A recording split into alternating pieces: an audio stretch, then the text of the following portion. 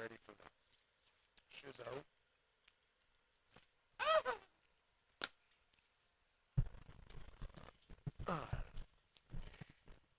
H to the is O, V to the is A. That's the anthem. Do something with your hands. I'm going to tear this right here, Travis, just see if it works. Oh, my God. It did work. They're individually wrapped. Oh, really? Each one of them's got this little caramel box and fine. It's just filled up with caramel, just a little caramel spot right inside. Okay? Just look at it. Would you just look?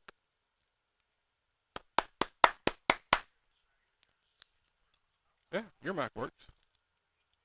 All right. But it's yours. Yes. Yes, it works.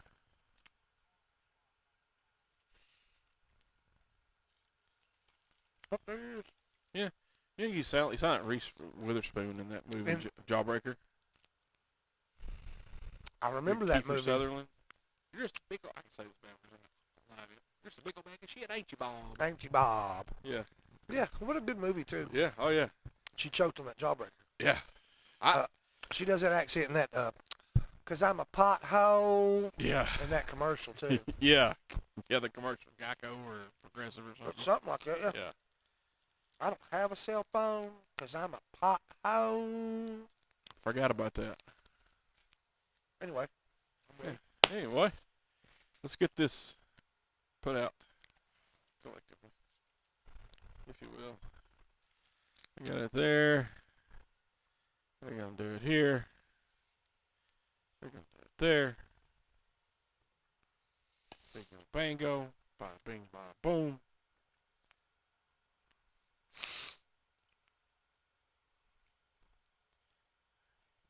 Boom. There we go.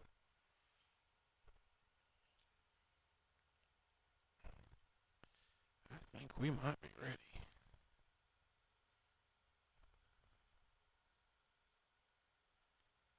I like watching subtitles when we talk. Yeah. Yeah, because it doesn't really...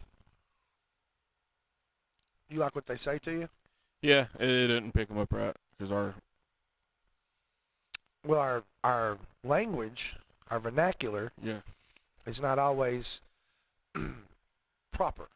It's not always up to par, if you will. No, it's not. That's got a power button on it. Huh. Hi. C's. Hello, Joel.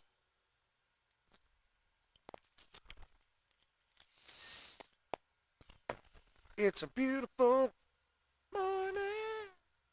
Well. Well, well. Had like your steak done, too.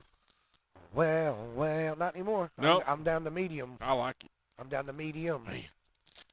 Proud of you. And it's better. It's gooder. 100%. When Cohen ordered, when he wants steak, hey, can I have some? I want them steaks, but I want that red juice in it. He wants that blood. Because it ain't really blood. No, it's not, but it doesn't matter. Yeah. I'm glad you've progressed. Yeah. So proud. They taste better. Oh, 100%. Yeah. 100%. You know, there is a thing, though. You can't argue with people who get their steak well done. Well, they're still chewing. Yeah, exactly. You taught me that. That's right. And beef jerky for the lady. That was Aaron. Hey, yo, Jones. Going on? Hey, yo, Greg. Hi, Greg. Medium rare. That's right, Jimmy. Good evening, Jimmy. I got to see Jimmy today. Did you know that? We did. Got to see old Jimmy. He's a nice guy. He is. And I really appreciate him. Oh, yeah. We'll talk about him the first segment. He did something. I hope Megan's listening when I go with. Oh, I can't wait. All right, you ready to do this? Waiting on you. It wasn't loud enough. Waiting on. Oh, from me. All right, you ready to do this? Waiting on you. All right, everybody, welcome to the next episode of the Everyday Joe Show. I'm your host, the Travis Reed. You might have heard of me before. Well, several people have heard of you once or twice. I like it. They heard it from me. That's all it needs to be known. Mm-hmm.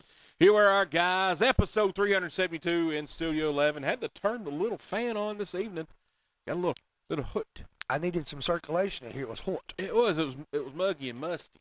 It's musty. Man, it's like humid or something. It was humid. I didn't like it. Got all this bad weather going on. Hope everybody is safe.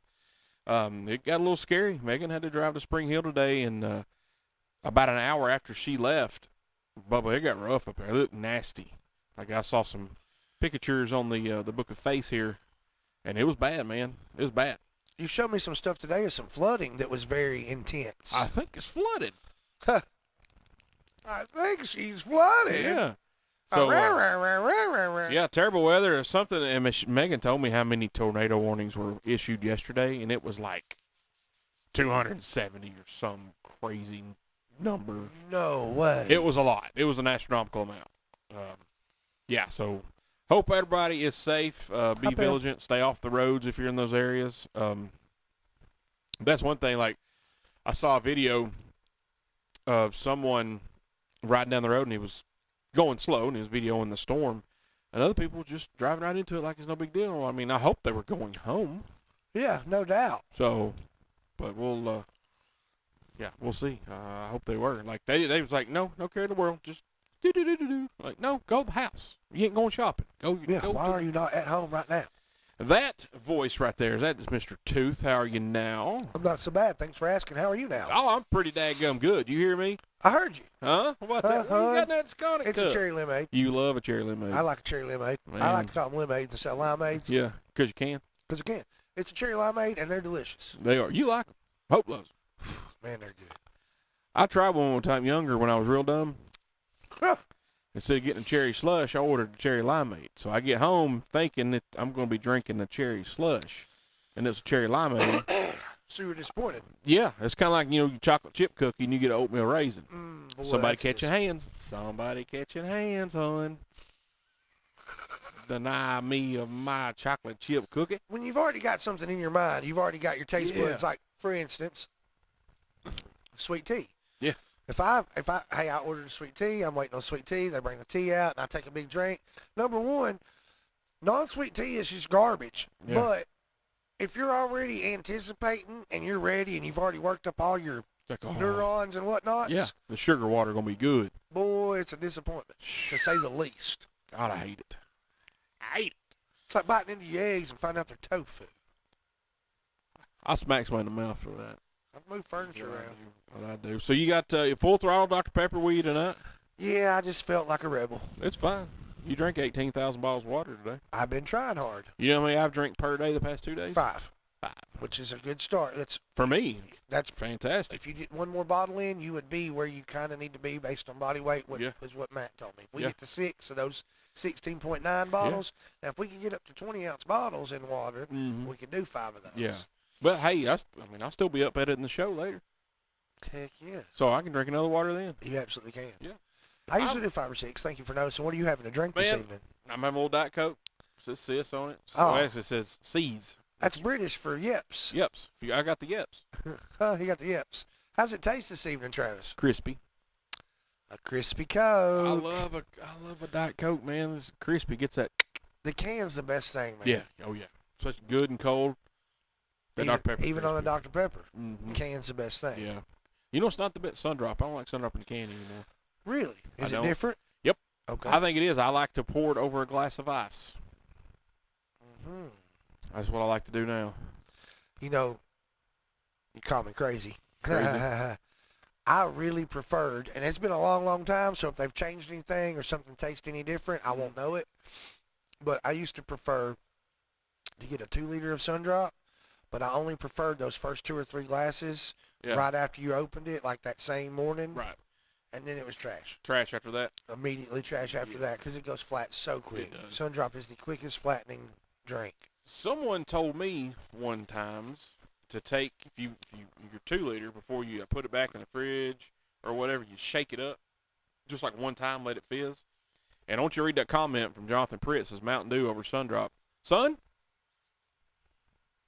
No. I like Jonathan Pritt most of the time, but Mountain Dew is trash. Sorry, Jonathan, it's trash. It is trash. It's complete trash. I mean, I'd rather drink water with like that USA Rocket flavored liquid IV. Oh, that was good. It's terrible. That was good. I'd rather have that though than Mountain Dew. Oh, that's good. God, who drinks Mountain Dew on purpose? So speaking of Jimmy Newton, he's watching here on the Facebook live feed. I guess he watched the show last week with me and Megan. Had to fill in for our interview that we didn't get to do with Tavin just yet. It's looking like next week, I believe, with old Tavin Dillard, Instagram fame. He come to the store today, get him a battery. He backed in. I saw that. He backed into the parking spot, and I saw it. I was like, oh, he watched the show last week. I didn't hear him rev his engine. He did not. Well, he doesn't drive a Mustang. He drives a Dodge truck. So we appreciate Jimmy coming and seeing us get a battery today. Thank you, brother. So we mentioned the terrible weather. I hope everybody's safe. Just pay attention to what's going on. Get to the house if you can. A lot of, like you said earlier, a lot of flooding up in Nashville. I saw Santa's Pub over there on Craighead, or off of Craighead, is pretty bad off. I've seen the water, and it's almost like a trailer, like a mobile home. So you got that higher deck, and the water was up halfway up it. So be careful. So another thing we were talking about at work today, before we get to that, yes, Jimmy, 10-ounce glass bottle sun drop, hard to beat. Those were hard to beat. It's like them glass bottles, man. It's got the little pulp in there. I like him. Yeah. I like him. I like him too.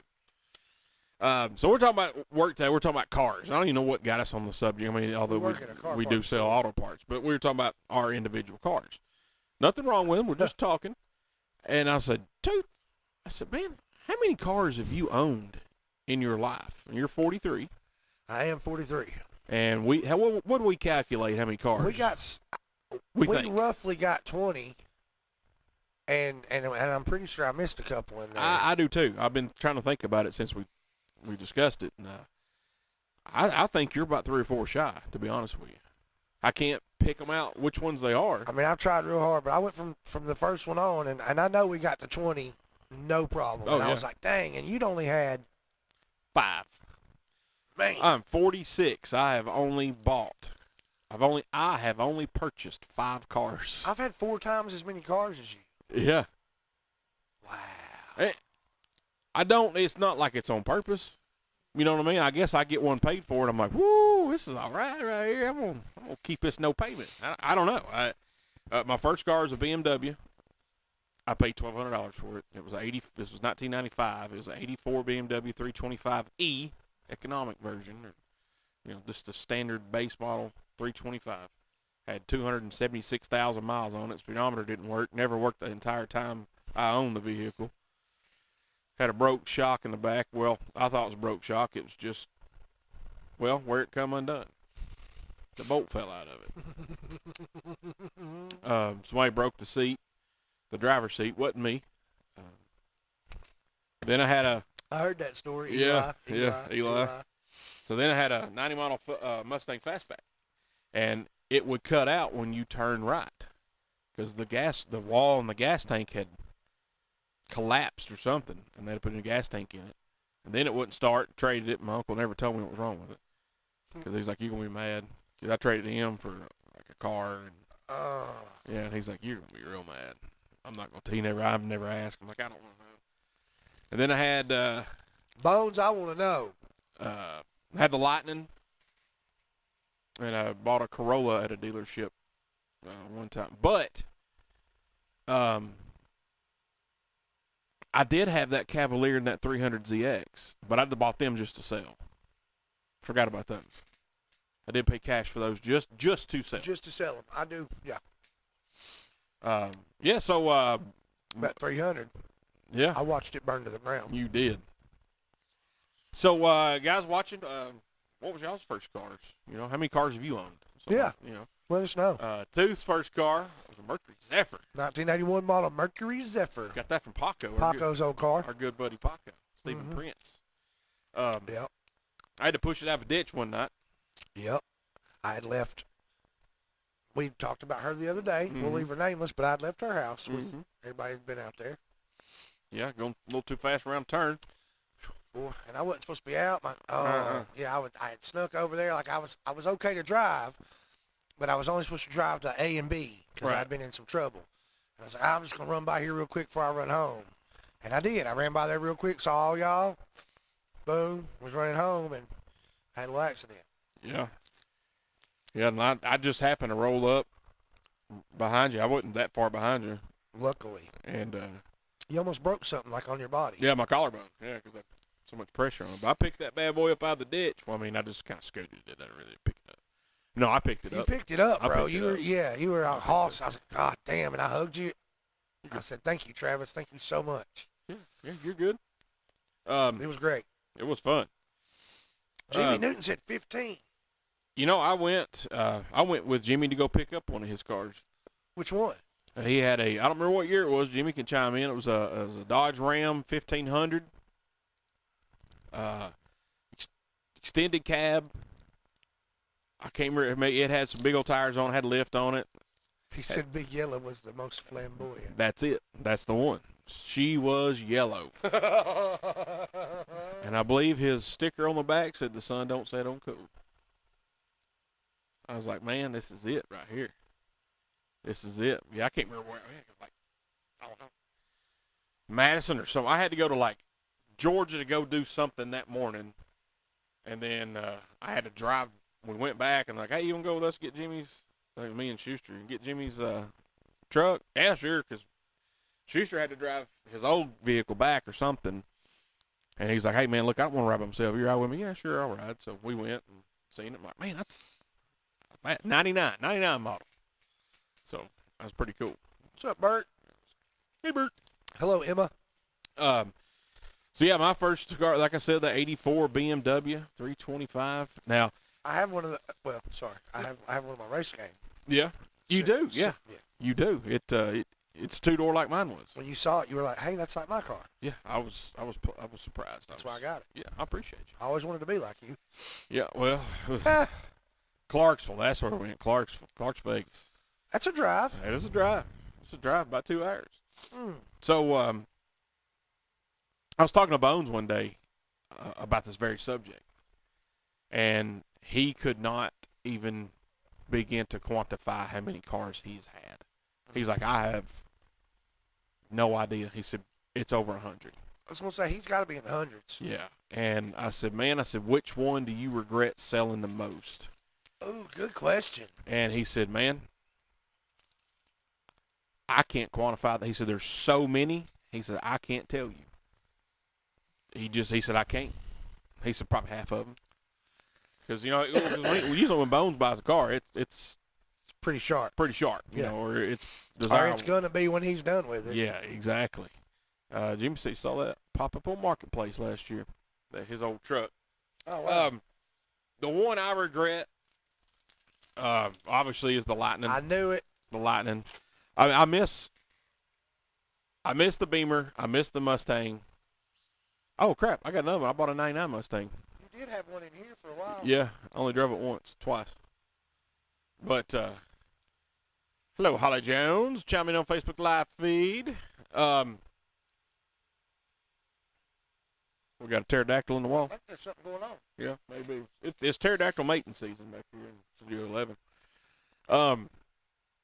But, yeah, the Lightning for sure is my regret of getting rid of. What's yours?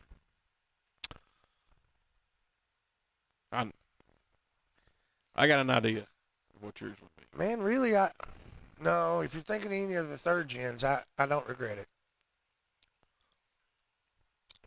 Maybe my Firebird. That's what I was thinking. Maybe my Firebird, bro. That's exactly what I was thinking. T-tops. It was a nice car. It was a very nice car. Yeah. It is my Firebird. Yeah.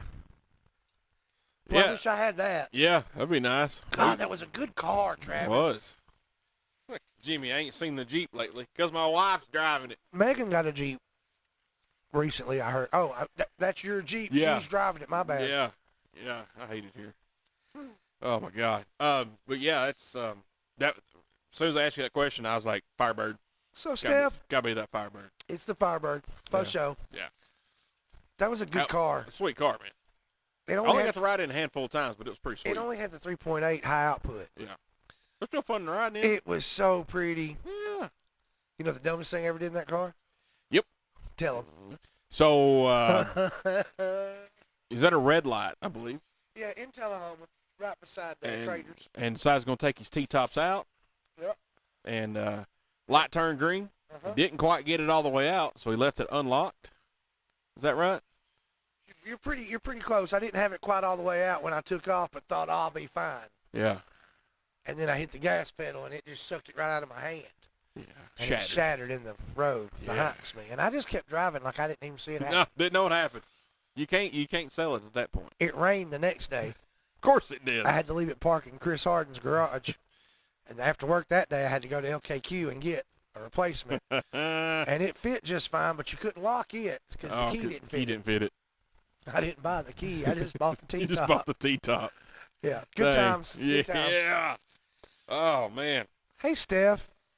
All right, guys. We're going to take our first break. When we come back, we're going to spend a lot of the time on the show this evening talking about one of our favorite actors has passed away, Val Kilmer. Tons of roles. We enjoyed all his movies, most all of them. So we're going to talk about our favorite ones, some of our favorite lines, some ones maybe you forgot about. And if you got one that we don't mention, throw it up there. Throw it up there in the comments. Send us a message. We'd like to talk about it, man, because he was very smooth, very cool actor. Smooth. Yeah, loved it. You're listening to the Everyday Joe Show, brewed by the Cotton John Brewing Company here on 93.9 The Duck. The Duck.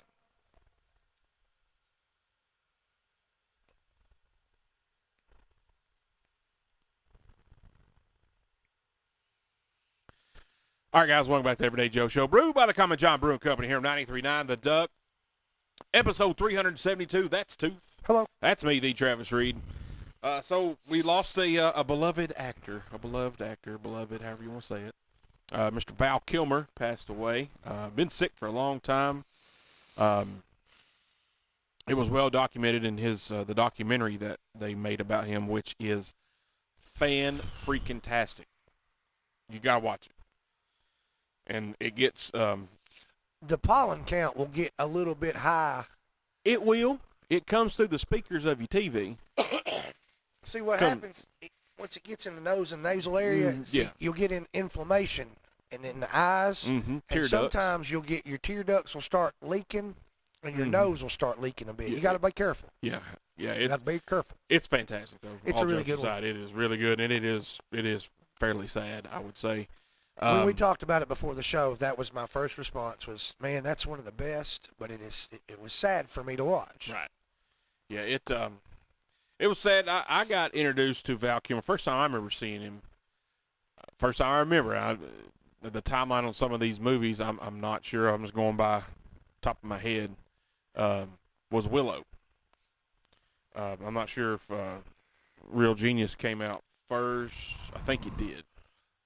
I think that's one of his first roles, but I don't know, man. I couldn't tell you. I know that I remember Willow before I remember Real Genius, but I remember Real Genius because, like, I was probably 12, 13 when I saw it, and it was like, wow, how have I missed this movie? And I'd, like, watch it over and over and over. Let's see what that. Let's do some research here on the old IMBD. When you're doing the research, what happens? Well, I find out things that I don't forget. Willow, 1988. This is riveting radio right here. When Real Genius come out, though? That's what I'm looking at. Well, I know. I'm just trying to feel the sounds. I appreciate you. Feel the sounds. Feel the sounds. I should look up a different way. But that was my first time I remember seeing him, and I wanted to see Willow because of Warwick Davis, the little guy. Like, oh man, this looks like a great movie, and it was. I enjoyed it. It's real. Why do I keep doing that? But it's real. Why do I do that? I know I did it because I wrote 85. That's the one. Yeah. So Real Genius came out in 85, came out first, but I don't remember watching it until I was a little bit older. And I think that's because Willow is more whimsical. Yeah. And even though as a child or a children, like, you're more likely to follow it, and that Real Genius movie is more of an adolescent film. Yeah, I think you're right. Super good movies, though.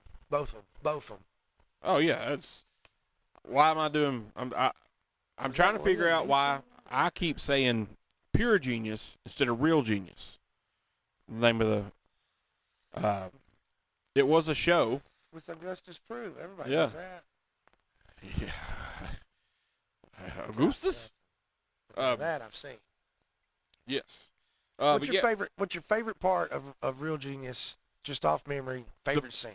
The last scene. The popcorn. The popcorn. I mean, that's almost everybody's favorite scene. That is, to me, that just, you're kind of like, yeah, I want to go there. That's exactly what I thought. And Yeah. then Laszlo pulls up, and he'd won. He'd figured out the system to the winning, and he won all the stuff. Yeah. I was like, I'm in. This is where I want to go. I want to be where they're at. I want to hang out with them. I want to be right there where they're at. There's popcorn everywhere. Let's go. Let's go. That's right. Pull up. I also enjoyed the scene with Kent when he was passed out, That was and pretty good scene. they'd spoke to him. Yes. Kent, this is God.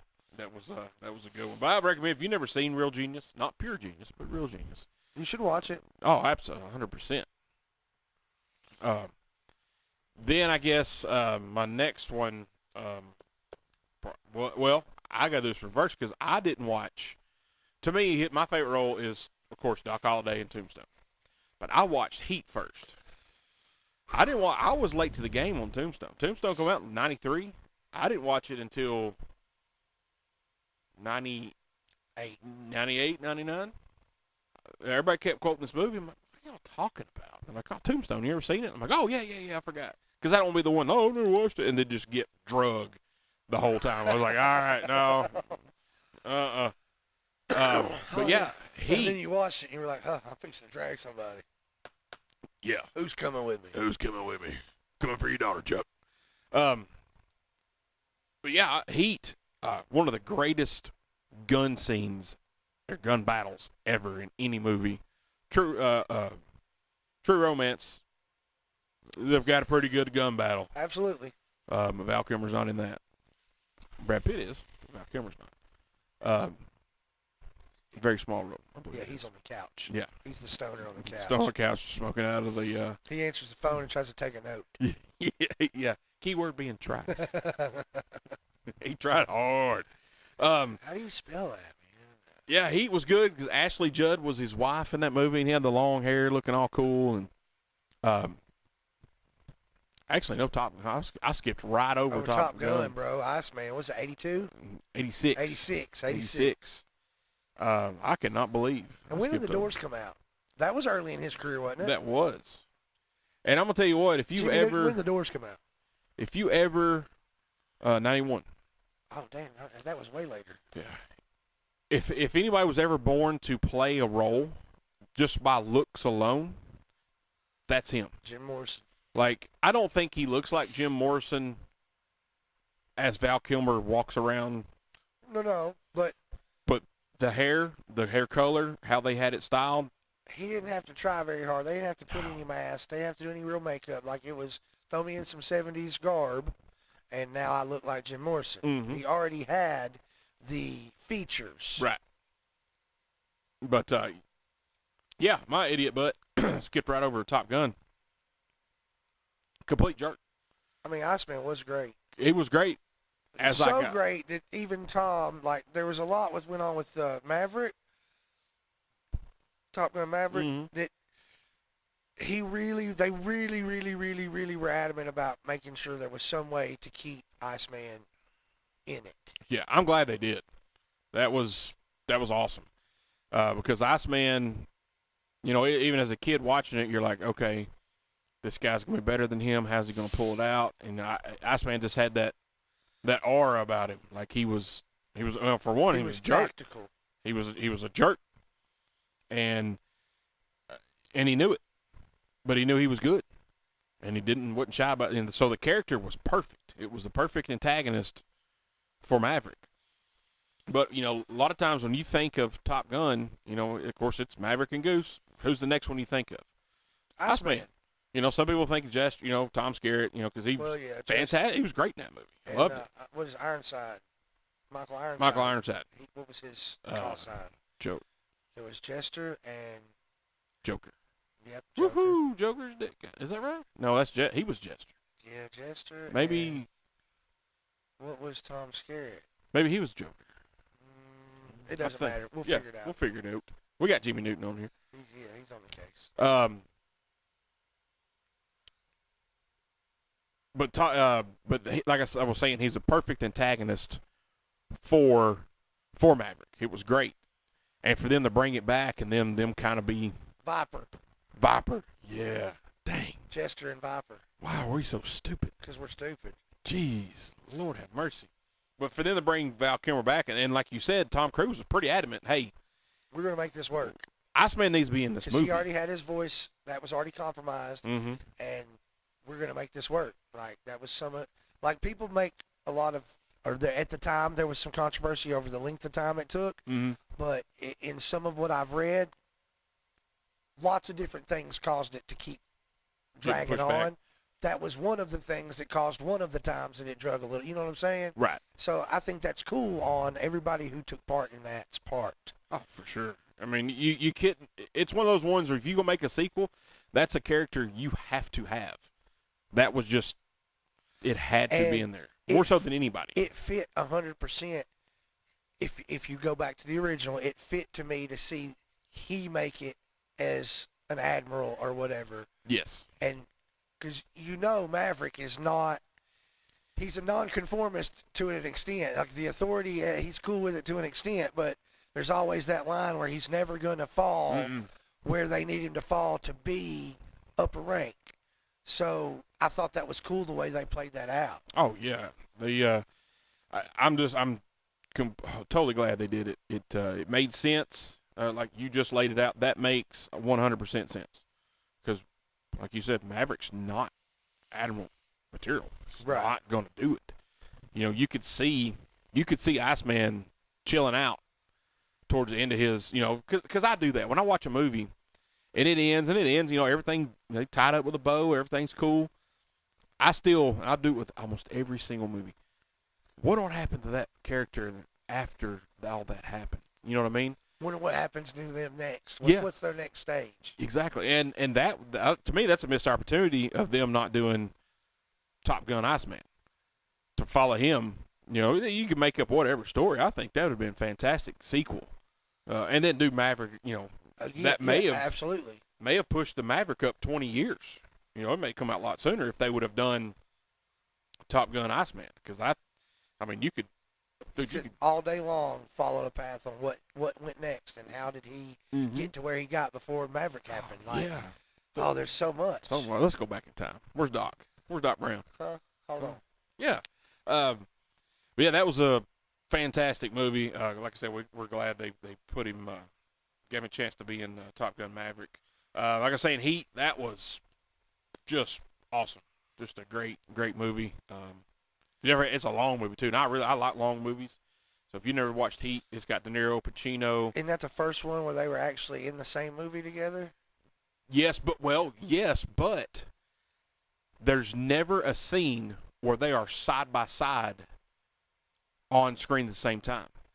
When they're in the same scene and they're in that diner, you see De Niro from the behind and Pacino, but you don't know if that's a stand-in or not, and vice versa.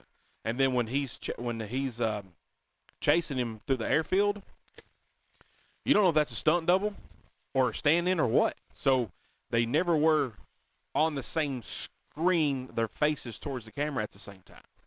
Because that's what I thought. Like, oh my God, Pacino, De Niro, the same one. And I saw something early days of the internet, and I saw that, and I was like, oh, you just ruined my dream, man. They were still on set together at some point. There's no way they did that. Had to have. Fantastic movie. Kiss, kiss, bang, bang. I cannot believe I did not write that one down. So I just have to say, when I saw that movie, I hadn't seen Val Kilmer in anything in quite a while. Right. And it was like, whoa, that's Val Kilmer. And it was like, whoa, the role he is playing really shows how versatile and how broad his characters can get. And him and Robert Downey Jr. together playing off each other. Yes. It so was epic, dude. So good. It was epic. I laugh and laugh. Every time I watch that movie, I laugh at their scenes. I haven't watched that movie in so long. I need to go back and watch it. Y'all need to check that out for sure. Kiss, Kiss, Bang, Bang.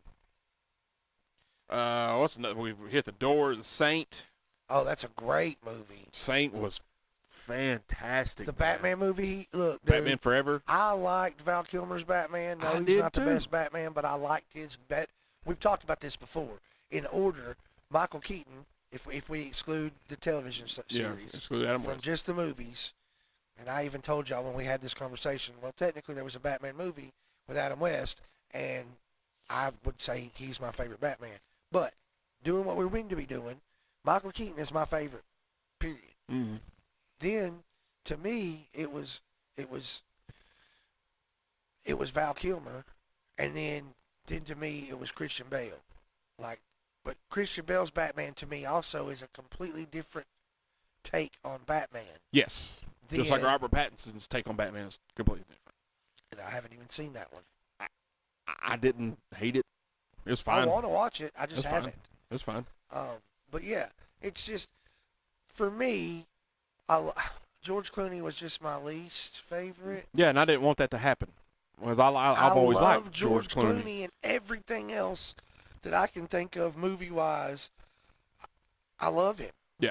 So I really am sad but he's not Batman. There's nothing about him. He might be Bruce Wayne, but he's not Batman. He's not Batman. You know what I'm saying? Mm-mm. And to be Batman, you need the Bruce Wayne and the Batman both to together. fit. And I agree with the Val Kilmer. He is one of those that can do it. Michael Keaton did it better than anybody. 100%. I'm Batman. It's perfect. Yeah, because we did that the commencement speech. Yeah. I'm Batman. Ben Affleck's what? I was going to say, so I also really like Ben Affleck's, but you have to understand, when I was a kid, Travis, I watched cartoons. Mm-hmm. And I watched the New Adventures or the new, there was a Batman cartoon. And then there was a later Batman cartoon where it was old Batman teaching, like Nightwing or whatever they called it. Nightwing. How to become Batman. And for me, Ben Affleck is the old Bruce Wayne. And I don't mean old like ancient, but the Bruce Wayne that's teaching Nightwing whatever, that's the Ben Affleck Batman to me. Right. Yeah, I guess I follow you. And there was one Batman at the end of it had what's his name, Joseph Gordon-Levitt. Levitt, yeah. Joseph Gordon-Levitt. He shows up on a bicycle in the Batcave, and you're like, oh God, there's Robin. They're gonna redo.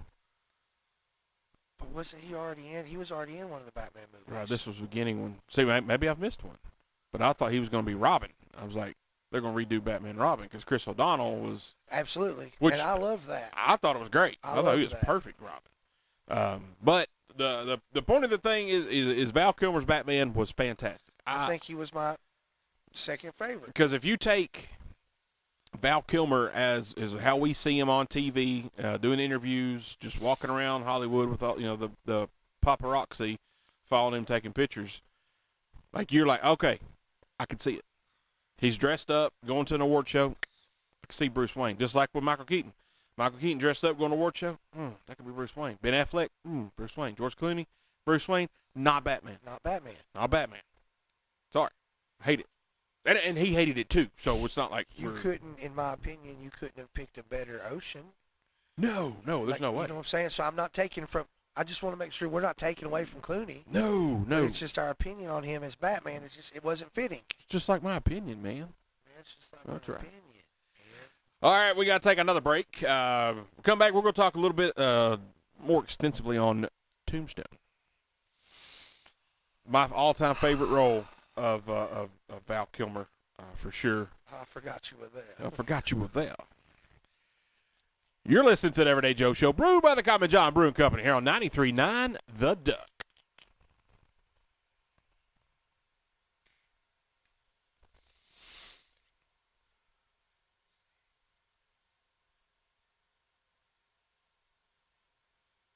All right, guys, welcome back to the Everyday Joe Show, brewed by the Common John Brewing Company here on 93.9 The Duck, episode 372. That's Tooth. That's me, the Travis Reed. All right, we'll be talking about Val Kilmer, our favorite movies with him in it. Did we miss any off the top of your head? I'm sure. I mean, I'm more than sure. But yeah, that list was just literally off the top of my head.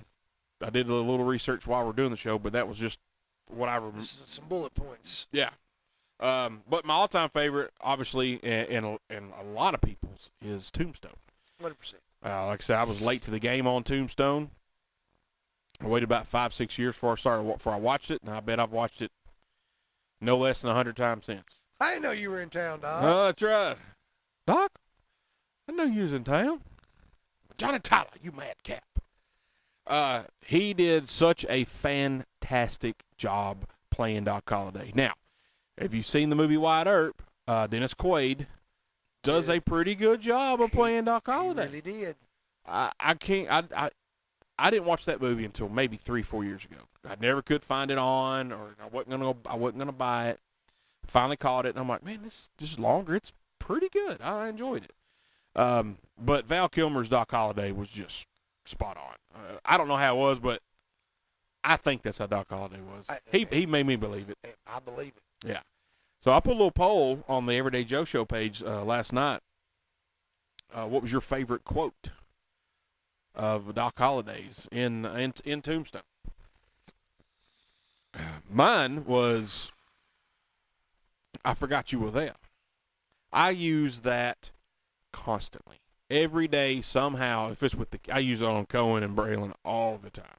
Forgive me if I don't shake hands. It's my favorite. Yeah, I like that. And and my other favorite, I'm sorry, I'm sure I hate it. Yeah. I'm sure I hate it. now I really hate it. Now I really hate it. Then I like the one where he like hands the badge back or something, and he's like, "My hypocrisy only goes so far." And when he's talking to Big Nose Kate, apparently we're gonna have to redefine the nature of our association. I was like, "You're breaking up with a girl, and that's the word you use? That is awesome." But that I forgot you were there, because of course everybody knows Billy Bob Thornton. That's playing that Wyatt Earp steals the Pharaoh game from, and smacks him. You gonna stand there and bleed? You skin that smoke wagon? You gonna sit there and bleed? And and then he comes out and sees Doc. "Doc, I didn't know you was in town." Yeah. And then Stands there forever. yeah. I forgot you were there. Yeah. My apologies, Johnny. My apologies. Forgot you were there. You may go. Like, if that's not just some of that's like one of the best cut downs, comebacks, roasts, whatever you want to call it, ever in cinema. I forgot you were there. I forgot you were there. Yeah, you may go now. Leave Sounds that like shit. he was from Savannah. He was from Georgia. You knew that. You tried to trick me. I was playing. I was playing. But it is, if you ever read up on Doc Holliday, that's when I really knew that how he played Doc was how I perceived Doc to be. And you're like, nah, he nailed it. He 100% nailed it. Because you could see, again, and he did do a lot to, he lost a lot of weight for that role and this, that, and other. And to me, he had a Georgia accent down pat.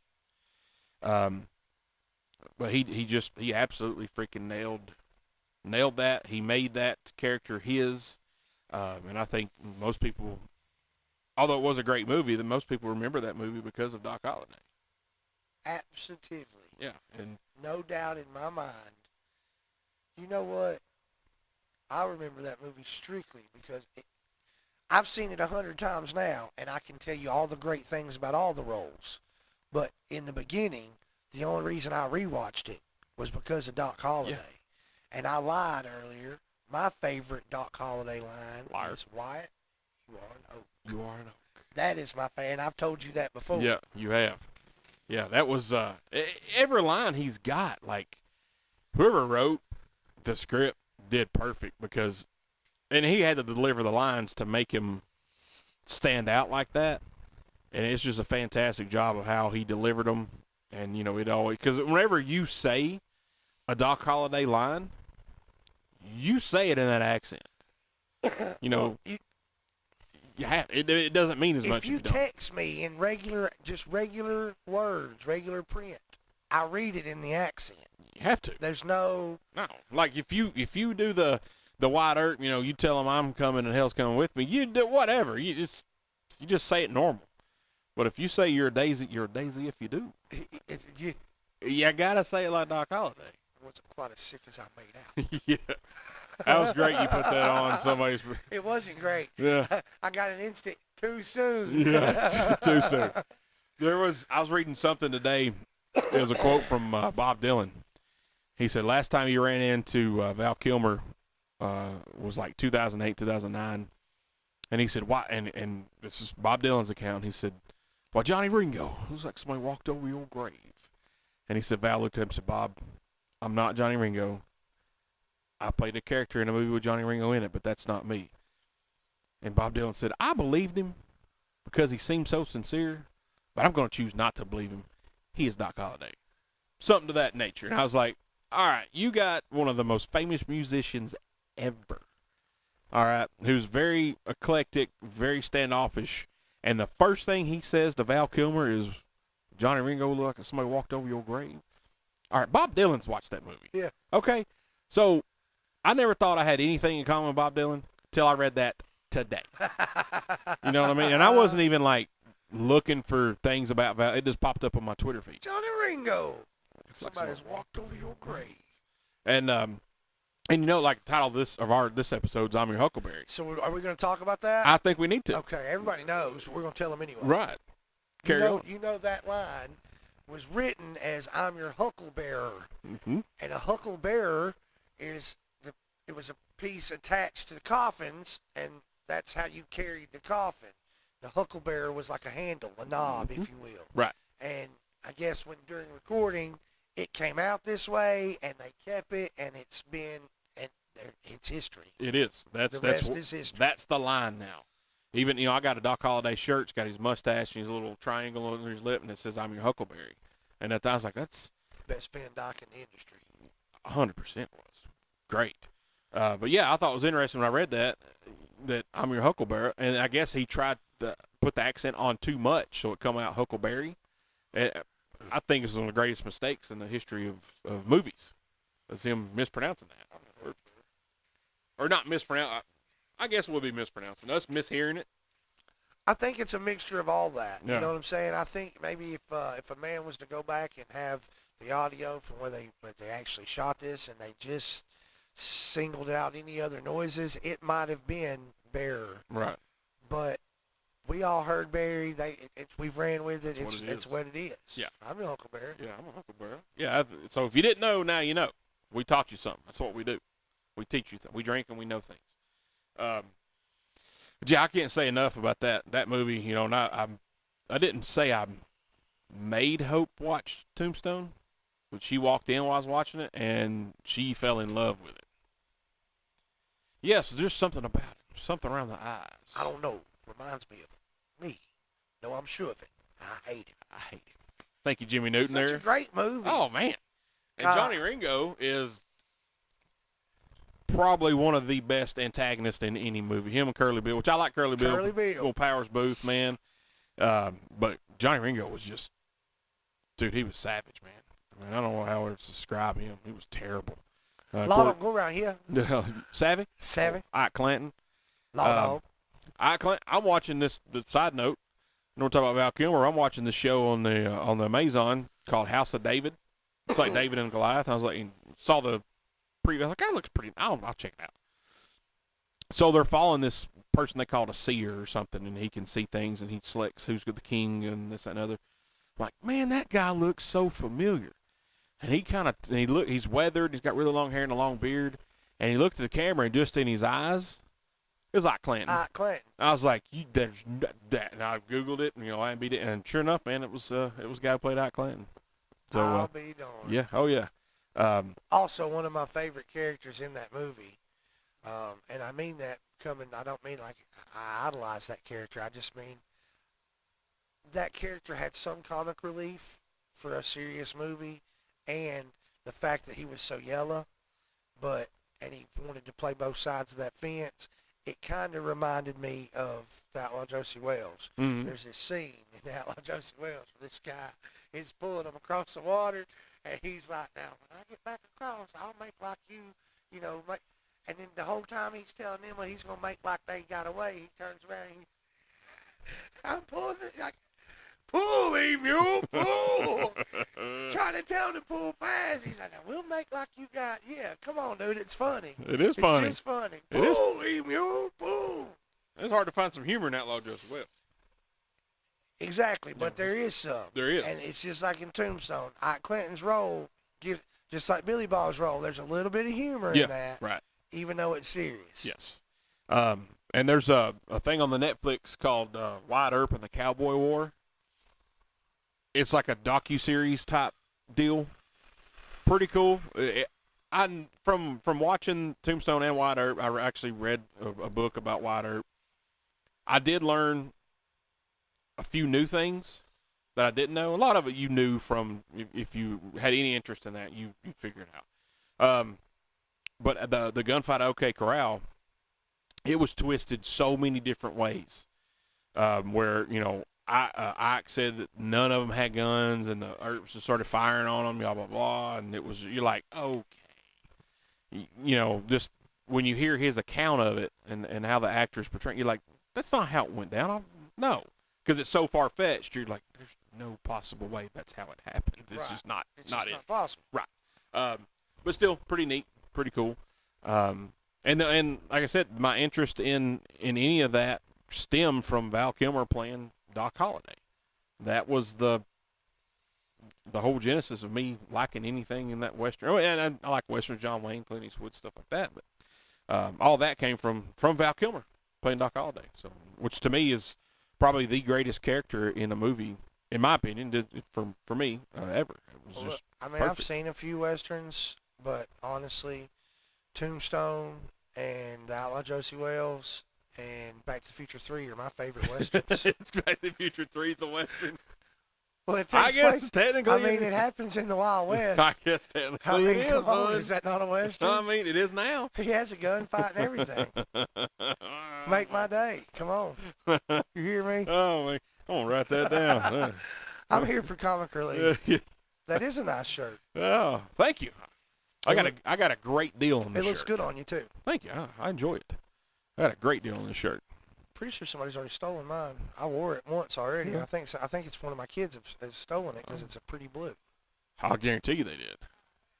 Oh, what happened? Turn sounds up. So yeah, there's our Val Kilmer list. If you got some other movies, maybe not. Favorite Western? It's Back to the Future. Back to the Future 3 is my favorite Western of all times. You hear me? I love it. Sometimes I surprise myself. You wasn't planning on saying that today, were you? No? You did good? Mm-hmm. Proud of you. Thank you. Yeah. Go ahead. It's your turn. Thanks. I appreciate that. So yeah, if there's some Val Kilmer movies we did not get to or talk about, throw them in the comments, holler at us. Maybe it's one I hadn't seen, which is a very good possibility.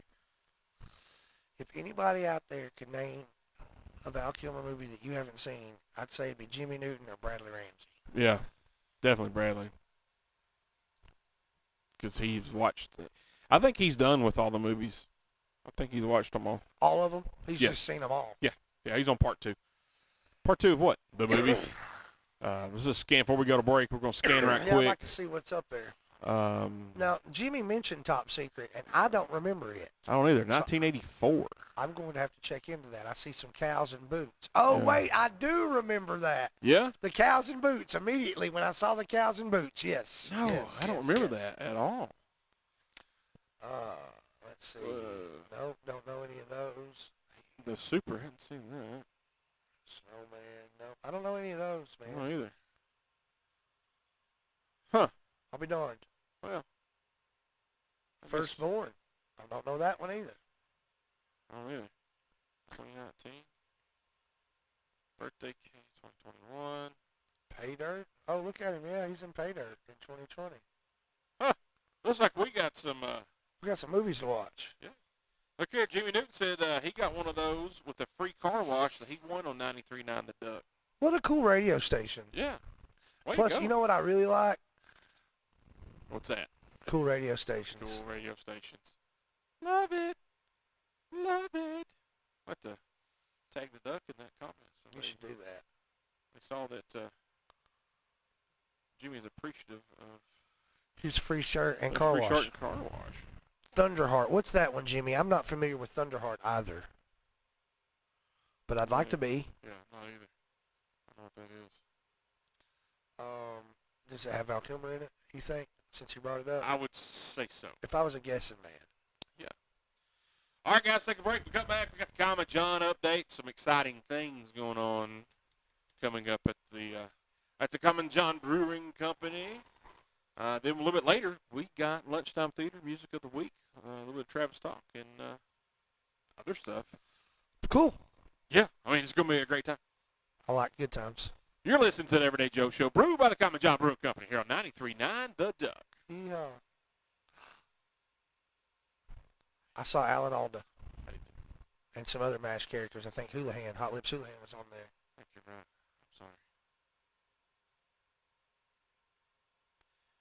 All right, guys, welcome back to the Everyday Joe Show, brewed by the Common John Brewing Company here on 93.9 The Duck, episode 372.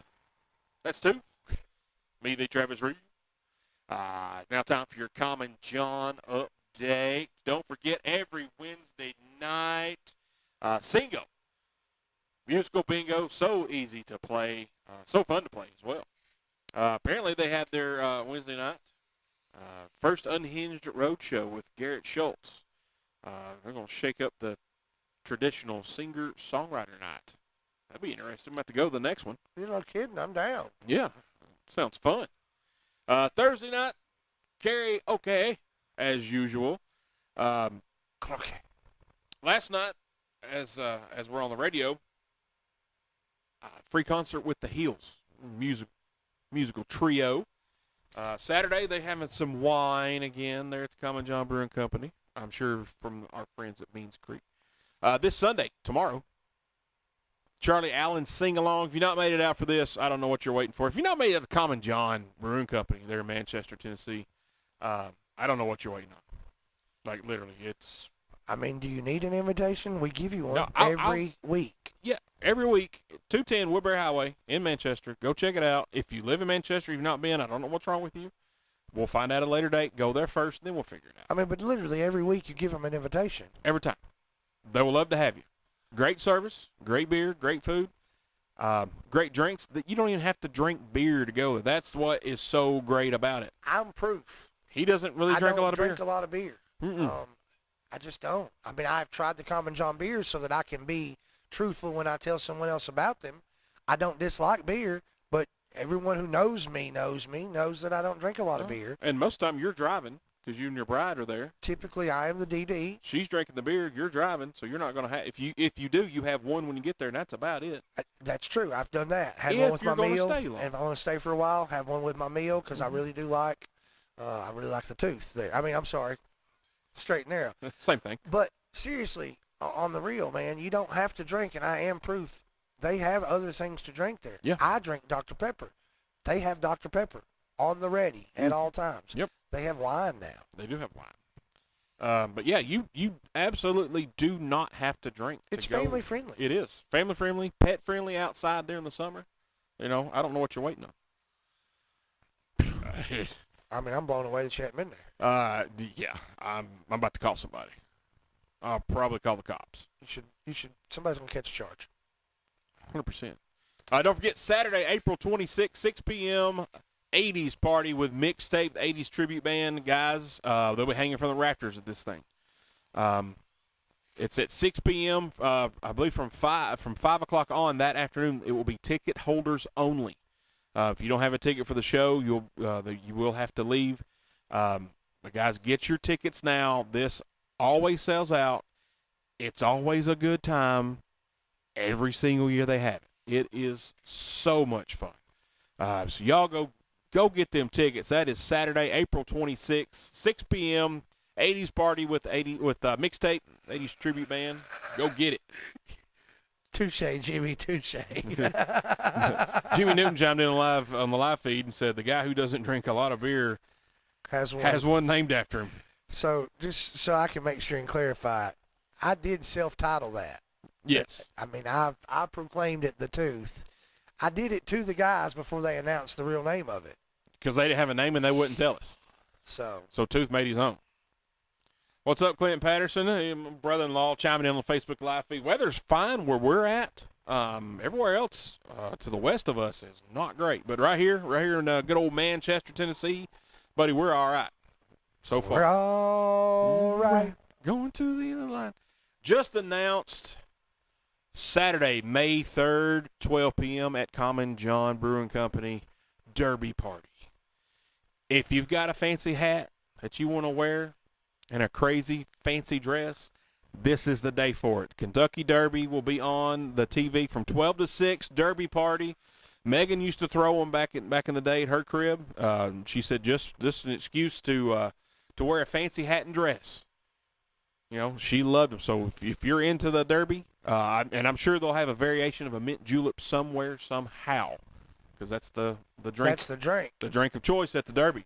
I'll have a mint julep. Yeah, so Megan's she's looking forward to that Derby party there. So it's Saturday, May the 3rd at 12 p.m. Goes from 12 to 6. So y'all check that out. Seems, I believe, I don't see any tickets that you have to buy. They will have mint juleps, live music, horse races, and more. 12 to 6, May the 3rd, Derby party. Break out them hats. Got another comment on the Facebook Live feed. Tooth is such an epic name. Makes me chuckle every time you say it. Well, thank you. Yeah, Tooth.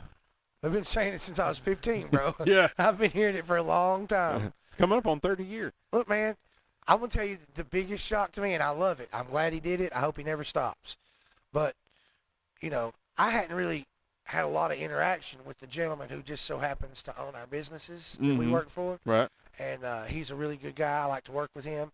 But the first time he called me Tooth, stopped me in my tracks. Because, you know, it's like, in my mind, I had put him on this, like, okay, he's this upper echelon kind of. No, Right, bro, no. He's just a normal guy, and he calls me Tooth, and I love it. I love it. Now, does Josh and Holly, they call you Tooth? Yeah, I think, I know that Josh does. Yeah, Holly does too. Holly does too? Holly does Okay. too. It's Holly and Josh. Oh. Sorry, it's Holly and Josh. Everybody knows that. You heard me. I didn't hear you. I said what I said. I love you too. Yeah, it's the morning show with Josh and Holly. Holly and Josh. Josh. We can debate it all we want. I don't even care what they put. I know the facts. The facts are it's Holly and Josh. It's alphabetical order. J comes before H. Except when Holly and Josh are involved, because then H comes before J. Yeah, J comes before H-I-J-K. H-I-J-K. Oh, you're just joking? Okay. Cool. H-I. Oh, JK. Tooth is an epic name, though. And if you haven't heard, Clint, how I got the name, Travis will have to tell you sometime. Yeah, I'll tell you next time you're Because down. I think it's the funniest story ever because for years I thought the wrong person gave me the name. Mm-hmm. Yeah. It was a good time. Yeah, that was on episode 1 or 2. It's been on like 5 episodes Yeah, now. but the It was very early, yes. yeah, very early. So guys, Common John, go eat with breakfast and lunch with Allie Wednesday through Sunday. Start serving breakfast at 8. Check it out. Wednesday through Friday Check it out. or Saturday, Sunday 10 a.m. breakfast. Yeah, 10 It's like a breakfast. brunch. Yeah, it really is. I love it. So go check those out. Just go if you haven't. And they're open if you're in our southern listening area. They're opening up a brewery there in Pulaski. So you'll be able to enjoy, which you already can, several stores and restaurants. You can enjoy Common John beer in Pulaski, Tennessee. Also, be on the lookout for March Brew Sanity. We've not got the results of the last round as we record, so we're not sure where we're at. I have a good feeling that we will make it past this round. We're going against Common John's good buddies there at Sequatchie Valley Brewing Company. They have a lot of good friends there at that brewing company, so it's a very healthy competition between those two. They'll be happy for either one. I'll be happy if Common John wins. I'll be less happy if Sequatchie Valley. I'll still be happy. I'm going to be happy for both. I'm just going to have a little higher level of happiness Yeah. if it's our guys at Common John. Right. So stay tuned to Common John's Facebook page and their website, www.commonjohnbc.com, to find out if they made it to the round. This is the final round for Tennessee. Like I said, I've not gotten the results yet as we record, so I can't speak on it. So hopefully we can get past it. Let's win. Yeah, let's do it. Let's bring it home. We don't want second place again. We want first. And guys, don't forget, Hot Passport puts this on. And if you're interested in getting a Hot Passport, which is like a passport for breweries, you go to the brewery. If it's listed in a Hot Passport, they stamp it. They have beer specials. Sometimes they have food specials. And it's a race. It's a race. You try to get as many stamps as you can, quick as you can, before anybody else. You win a prize pack from Hot Passport. Well, if you go on Hot Passport's website and use code March25, you get $5 off that Hot Passport plus free shipping. That's a deal. It is a deal because the money you save on the beer specials when you have a hot passport pretty much pays for the hot passport. Pays for the hot passport. If you hit every brewery, you will by far pay for the hot passport. Plus, you get to meet all these cool, interesting folks. Talk to them about the beer if you're into craft beer. If you're just into beer, it doesn't have to be craft beer. Although it is craft beer, they have regular beer too. That's the part that I have a very hard time explaining to folks that are used to just drinking Bud Light, Miller Lite, which is fine because I'll tell you what, the guys at Common John, I've seen them drink Miller Lite. I've seen them drink Michelob. It's fine. They enjoy a light beer. They have light beer. They have dark beer. They've got strong beer. They've got not as strong beer. They've got wheat beer. They do. They got porters. They got stouts, IPAs, New England IPAs, double IPAs, lagers, Heffenweizens. They got lights, and then they have. You just made that one up. It's a real thing, and I don't know if I said it right. They have canned beer of their other breweries around Tennessee. They have some of these breweries that we're competing against in March Brew Sanity on tap. I mean, and they've collabed with some of the folks that are in this this tournament. They've collabed beers with all them. So it's literally it's a healthy. It is, and I don't mean this about. It's weird because of how well all these breweries get along. You're like, okay, if that industry can do it, other industries can do it. So yeah, it's a healthy networking, It's healthy industry. Like they promote each other. Like you said, dude, it's in my opinion, from an environment of competition, the world that we live in being as competitive as it is, there's enough for everybody. Everybody is there for everybody else on that. I think it's awesome. Yeah, it was great. Clint, he chimed in on Facebook Live feed. He said he once drank a lot, all capital letters. Craft beer makes mainstream beer taste like dog water. 100%. Good craft beer, trust me, just try it. There's a pterodactyl. It is a pterodactyl. All right, there's your Common John update for the week. Get out there, man. Just get out there and see them. Tell them Joe sent you. Tell them you want a tooth. You'll probably get a Dr. Pepper and a straight and narrow. Either or both. Yeah. And if you don't know what beer you like, just tell them, give me what Travis likes. You'll like it. Doesn't matter what they give you. You'll like it. So there it is, 210 Woodbury Highway, Common John Brewing Company. Go check them out. You will not be disappointed. I still got to get out there. I've been there before.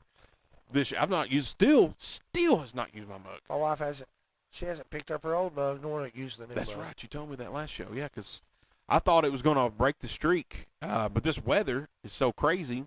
You're getting tornado watches and warnings every 2 or 3 days. You're like, man. Or something comes up, ball game, Braylon broke his arm. Oh, yeah. Stuff like that. And you're like, man, just you don't have time. And I hate it because I like going out there and it's fun. And, I always enjoy it. And I always see somebody we know. every time. So, yeah. Jimmy, that heathen child. I'm not a big beer drinker, and I'll tell you, that's some good stuff. The heathen child is fire. Complete fire. We still don't know who that's named after. If it's LeBron, if it's Renee, if it's Shelby, if it's Chloe. Could be any of them. It could be any of the Haggards. Or Chris, Nat, any of them. So, y'all get out there and see our good friends there at the Common John Brewing Company. Like I said, tell them Joe sent you. If you tell them you want a tooth, like I said, you get Dr. Pepper and a straight and narrow. Best of both worlds. Come on. All right, we're going to take a break. Come back. It's going to be time for some lunchtime theater. A little bit of music of the week. Tooth's got us dialed in on it this week. I do. You did it. I'm proud of you. A little bit of Travis talk, and then we'll, as usual, make it up as we go. Woo. You're listening to the Everyday Joe Show, brewed by the Common John Brewing Company here on 93.9 The Duck.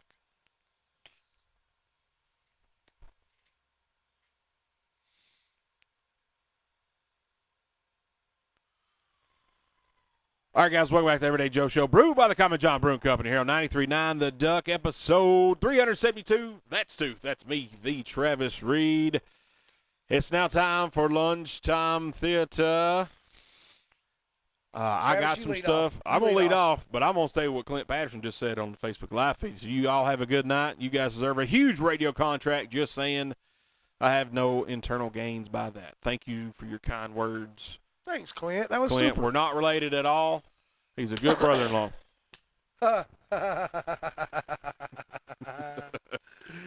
Man, lunchtime theater. Almost. Like I said, been watching. What it is, Quinn? Quinn Davis watching. Man, they got their races canceled for the weekend. They got a lot of water over there. A lot of water. Over at the fairgrounds. That where I showed you with Santa Put. That's fairgrounds. right there. Yeah, I did know that. Yeah. I didn't remember the place you're talking about, but when you said Craighead, I remember when it flooded years ago. Yeah. So, hope y'all all good there, Quinn. Looking forward to watching the race a bunch this year. I want us to get together on this race and go to the track, like we talked about going to the track and shovel. Yeah. Music City Raceplex. We got to figure that out. We got to get that done. Yeah. So lunchtime theater. I didn't get to finish watching Reacher just yet. Been busy. I did take Eli, Bradley, and Tooth's advice. Megan and myself have watched Paradise on the Hulu. Fantastic. He almost undersold how good it was. And you were telling us how good it was. It's better than what he said. I don't think that there was a way for me to truthfully get across how good it was. No matter what I did, it would either sound like I was trying too hard. Like all I could do was just be as honest as I could, because I really felt like anything more I did would be, oh, he's trying so hard. Why is he trying so hard to get us to watch his show? And it would almost be off-putting. Yeah, I like pudding. You should be off-putting. I don't know what Jennifer Lawrence. That's great in Between the Ferns. But yeah, that because you're fat. That's what she says. It was between two ferns, Zach Galifianakis and Jennifer Lawrence. Fantastic. But yeah, it was good. We watched the first episode, and this show's so good that ABC is putting it on prime time. They're taking it from Hulu, putting it on prime time. Still gonna be on Hulu, but that lets you know, all right, this thing's done some ratings because it is such a good show. And it's like they would do a scene and they wouldn't tell you why they're in that scene, but you'd figure it out. Okay, they're here because of something, but you don't know what the something is until maybe 20, 30 minutes later or the next. Then you're like, oh, that's why they're there. Okay, I get. And it was that way through the whole daggum show, and it was so good, man, so good. It was so good because and Megan, she does a lot of stuff on social media for her work and for her charity and on her TikTok channel. She's got a bunch of stuff going on. But she put her phone down watching this show. No, I'm not saying she's on her phone all the time. She does a lot of work on her phone. But what you're saying is that it's such an interesting and intriguing show that she doesn't try to multitask while watching it. Yep. That's what you're trying to say. Yep, that's exactly what I was trying to say. I didn't do a good job of it. But it is so good. It's called Paradise on Hulu. It's got Sterling K. Brown. He was on This Is Us. He played Randall. Yes. And I loved his character then. I love this show. James Marsden plays POTUS. That's the President of the United States. It's a good show, man. Yeah. I implore you. We do agree on one thing. F. Sinatra. Oh, my God. Frank Sinatra. She is terrible. She is such a horrible person. Oh. Maybe she is a monster. That's what she said. That was her words. Should have just gave her the wheat. Dude, I love this show.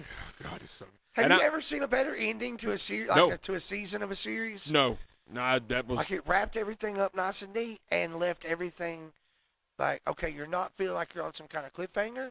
You do wonder what's going to happen next, but yet what all has happened could leave you closed. Oh, yeah. And it's just a way that very few shows do it so perfectly. Oh yeah.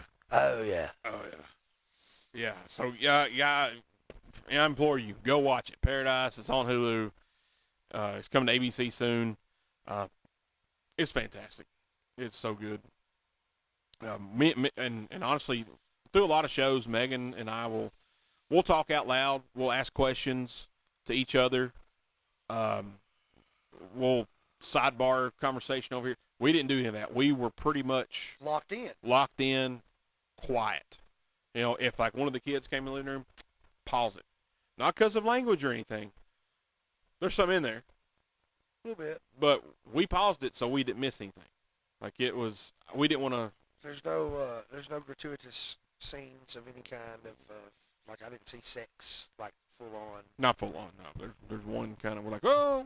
Yeah, wait a second. But you got to watch that scene because there's something very important at the end of that scene. Yeah. You have to. If you don't watch it, then you miss it. That Because is important. when I was fast forwarding through that scene, I saw it and I was like, no. Something was said. Something happened. I had to back up at the very end of that. Oh, I almost forgot. Yeah. So Yeah. they did that. She did that. Yeah, it's on purpose. Mm-hmm. It's on purpose. Yeah, so. But it still wasn't, when I say gratuitous, No, it wasn't terrible. it wasn't gratuitous. No. It's fine. It's fine. But go watch it. Just go watch it now. You haven't watched it yet? Yeah. I mean, you're not done? It's like Eli told. I told you 100 times. Yeah. He told us to watch it and told us to watch it. The day I finally pulled it up, he was at the house. He said, dude, you need to be prepared to watch all 8 of these right now. And I knew he was right because he, as we've discussed in the past, if Eli tells you that, that's pretty phenomenal on his scale of movies and TV shows. He is very picky. Very picky. He is a harsh critic. Old Newton coming in with it. Yeah, that one's not there, dude. That one's not there. But it's great. Acting's great. The characters are great. It's a wonderful show. It's a believable show. That's what's scary about it, though. You don't really have to have any kind of suspension of disbelief. None. I'm telling you, the things you see in this show, we absolutely are capable of. You don't see any kind of outrageous action scene where they're jumping over the mountain. Bro, this is a very realistic, this could be, for all I know, this could be going on right now. Legit, as far as Oh, yeah. a compound, if you will. Oh, yeah. I'll tell you what was crazy. This really doesn't give anything away. But in the first 2 scenes, man, all the cars are electric. First thing I noticed, because I seen a Tesla and I seen a Rivian. And I said it out loud. I'm like, I said, every car in this show is electric. I said, what is up with It's that? funny, I said the same, when we were watching it, I said the same kind of thing. I was like, they must have some contract with Rivian or something. Yeah. And then you figure out why. You're like, oh, they never say it, but you just kind of, it's just one of those implied things like, I get it now. makes sense. But, man, it's great. Just go watch it. I'll hopefully can finish watching Reacher this weekend because it's supposed to rain all daggone weekend. So hopefully I can catch up. I got 1 episode to go. How many seasons of Reacher are there? 3. How many episodes per season? 10. I got 4 days in a row off. Man, you are off work. I'm not talking. I forgot I was mad at you. Never mind. Sorry. You may go now. Forgot Nope, you we're not there. done. You can't leave yet. So yeah, go check it out, guys. And also, I haven't been watching the Hulu lately because I forgot Megan had a Hulu account. There's some really good originals on Hulu.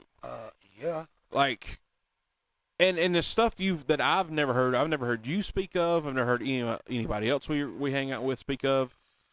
But I've watched a couple of them. And I'm like, man, this is a really good show. You know, just I forgot how good Hulu actually really is. So y'all, yeah, go check that Don't out. be sleeping on Hulu. No, definitely don't, man. Because I like when Netflix does a Netflix original, Amazon does.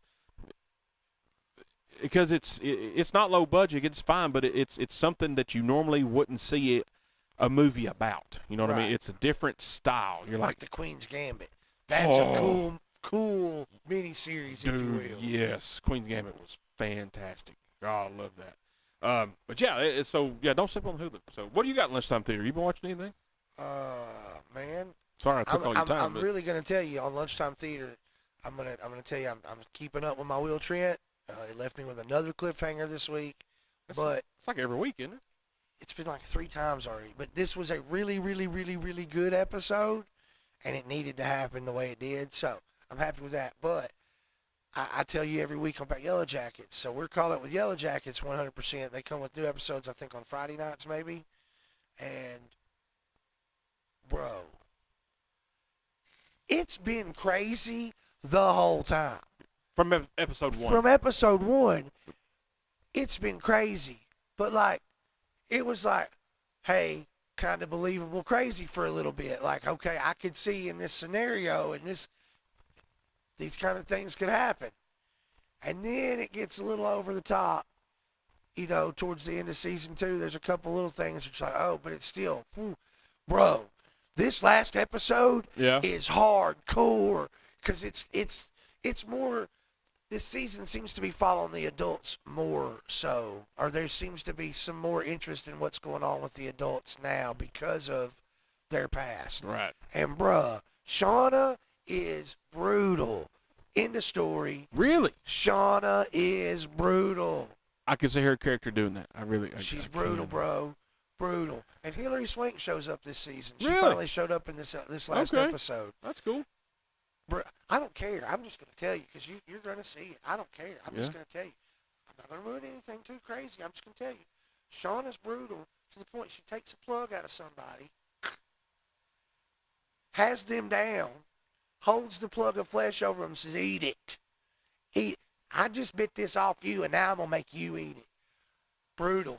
Daggone, Brutal. huh? And that's as an adult. That's adult Shauna. Woo! And she's married to Jason Ritter. Yes. And I think that's the cutest couple thing. Like, I see his TikToks, and that's great. That's just great. Wow. All right, I got to get caught up on that. We've not had it. Eat it. Eat it. Oh, yeah, she's brutal, bro. She's brutal. Woo. And you know what?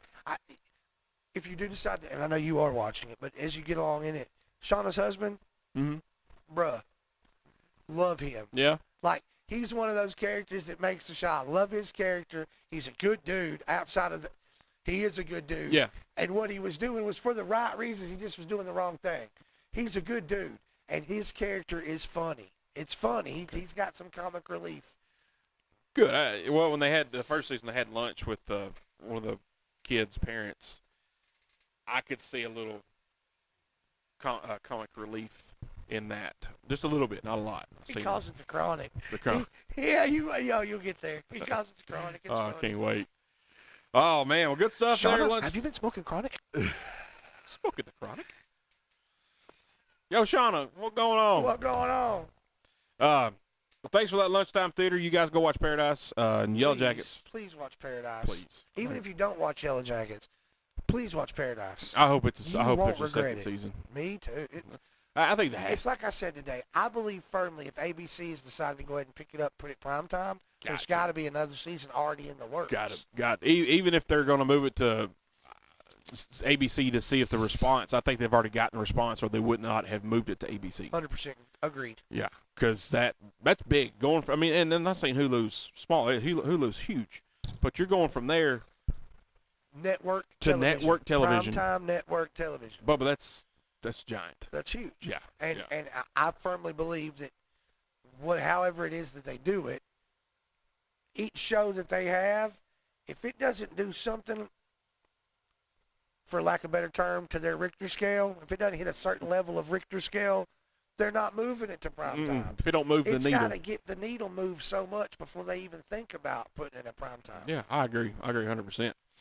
All right, Tooth, music of the week. What kind of treat do you have for us this week, sir? A couple weeks back, we had Cigarette on the show. Mm-hmm. And during our conversations with Cigarette, a song came up that I already have and already love, but we were talking about a second version of said song. So I decided, you know what? It deserves to be on Toothpicks. And that song is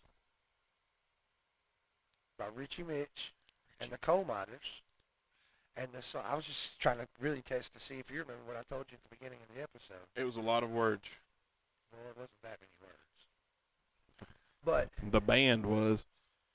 the song is called Evergreen, okay? And the original version, I'm pretty sure, is already on Toothpicks, but now the new version is as well.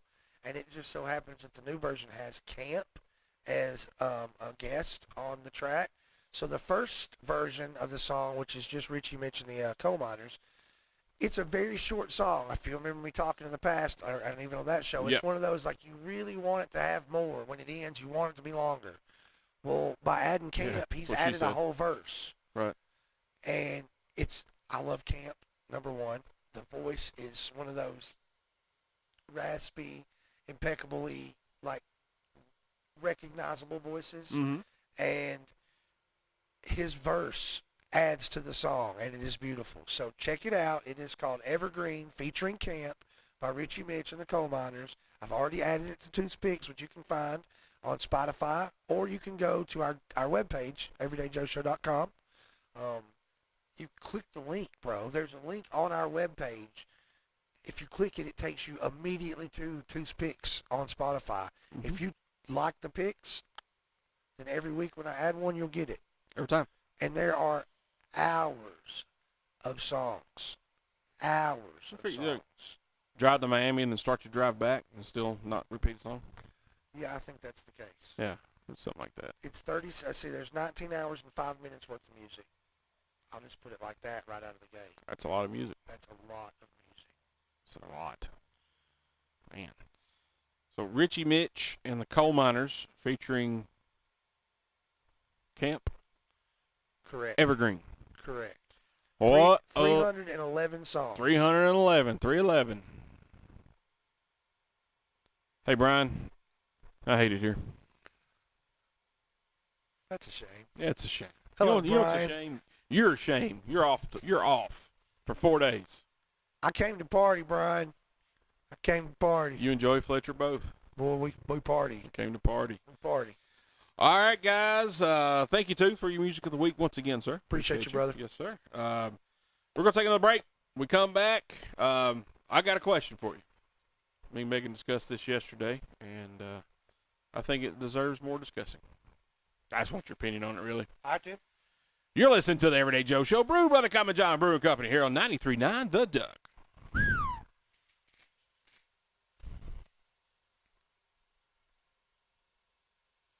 All right, guys, welcome back to the Everyday Joe Show, brewed by the Common John Brewing Company here on 93.9 The Duck, episode 372. That's Derek Clark, also known as Tooth. I'm me, the Travis Reed. Remember those Geico commercials? You think Geico could save you 15% or more on car insurance? They brought a couple of them back. They did the little pig, the wee all the way home. Yeah. And it's like, Stuart, whatever his name is. We're home. Oh, thanks, Mrs. H. Love it. All right. What's up, Benjamin Jones? Watching on Facebook live feed with Daddy. Appreciate you, brother. So me and Megan, as you know, she's been driving my Jeep. So I went to drive it last night, go take Braylon to meet his dad. And she's like, hey, can you get gas? I'm like, yeah, I'll get some gas for you. And she's like, hey, don't mess with my mirrors. And I was like, I didn't because we're, I'm a little taller than her. But, I don't really don't have to mess with the mirrors much because we're so close in height. I was like, I didn't mess with your mirrors last time. I said I messed with the rear view mirror because, rear view mirrors, horizontal. She almost had it vertical. I was like, what are you doing? So I moved it back, whatever. Didn't touch the side views.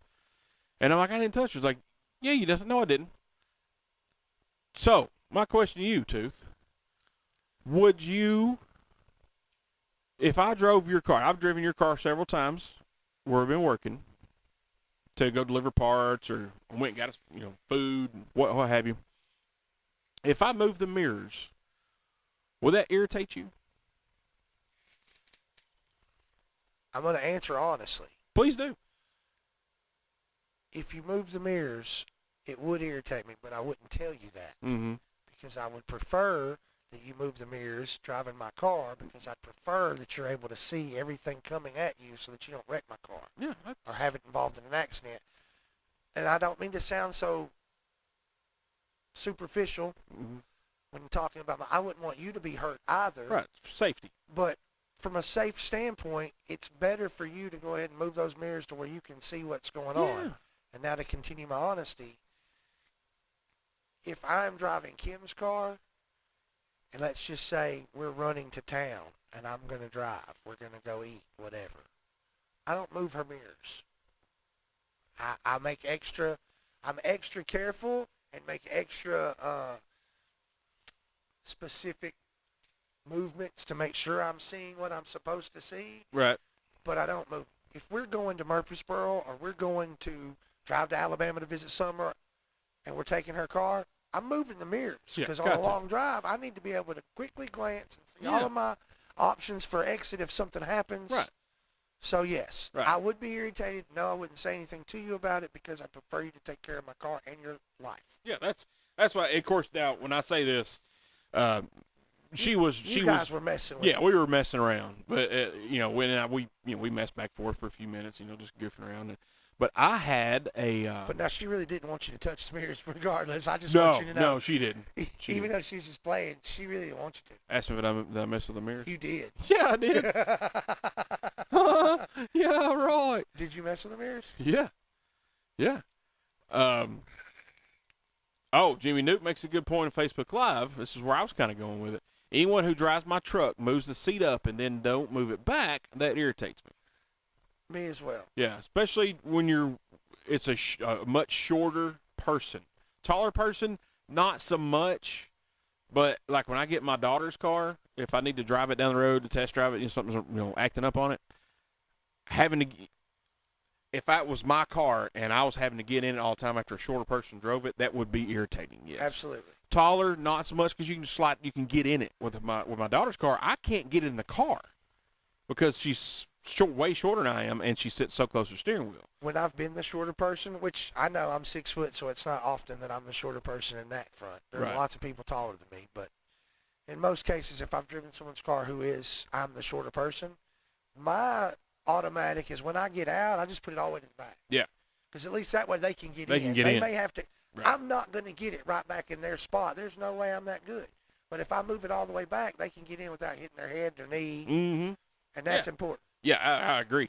And what's stimulating, we were talking about this separately from Megan and I picking at each other the other afternoon. I had a driver once. He said, "You need to tell so-and-so quit driving my truck, my delivery truck." I'm like, "Why?" "It messes with my mirrors." It's like, "Well, hon, would you rather them be safe, or would you rather them wreck your truck because they couldn't see backing up, cars behind them, whatever, beside them?" "I'd rather them not drive my truck. I'd sell the whole thing." But it wasn't even his truck. It wasn't his truck. It was the company's truck that I was responsible for, that he's responsible for, and he drives. So they just kind of, and he and I had a conversation about it, and it wasn't heated, or nobody got mad at each other. We were just opinions, like, look, man, this is what. First of all, shut up. Yeah, shush. I shushed him. I put my finger on his. No, I didn't do that. No, he would have cut me.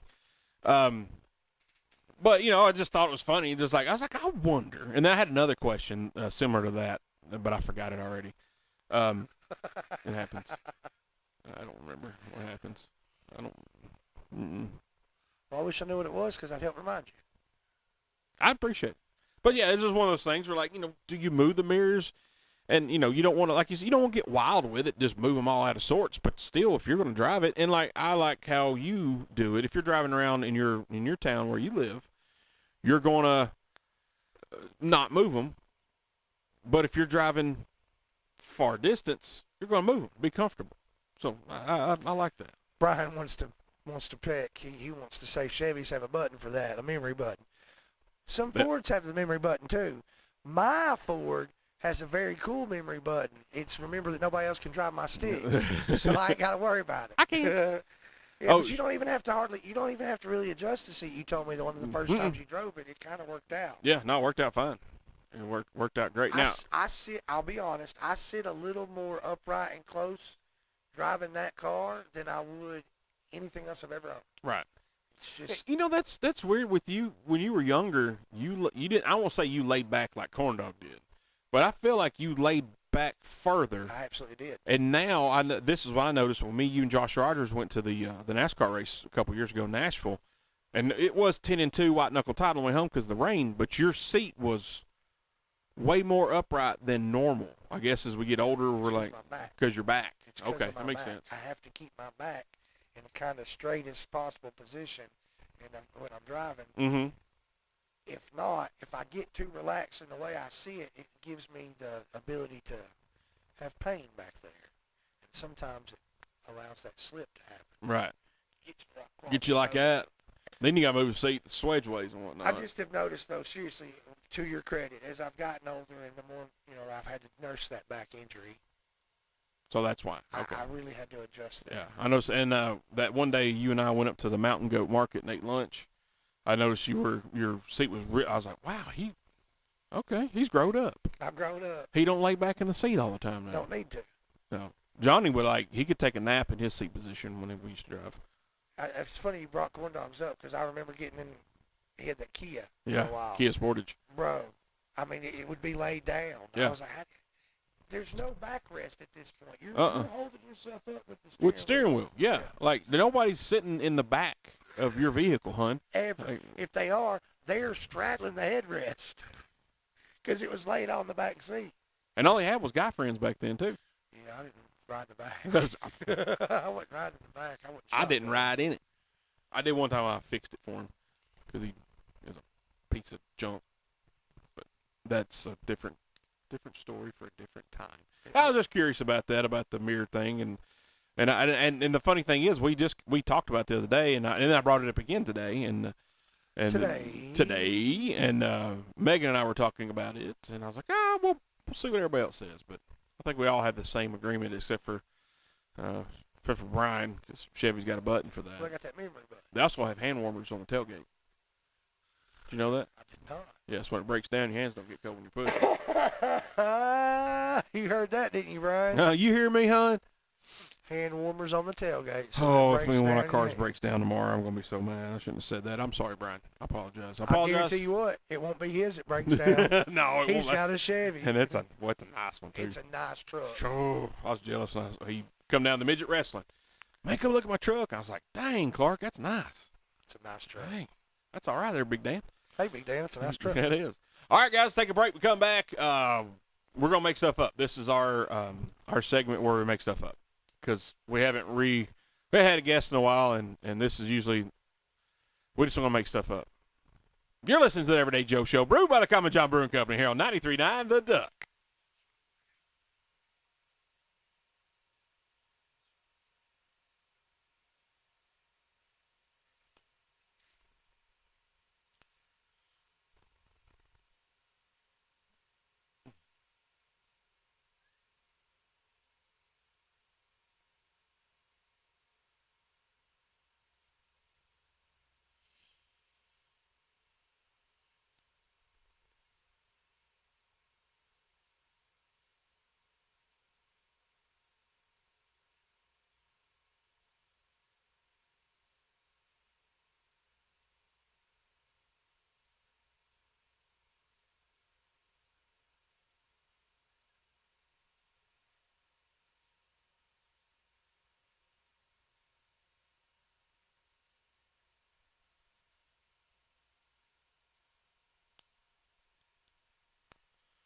Tooth is peeing.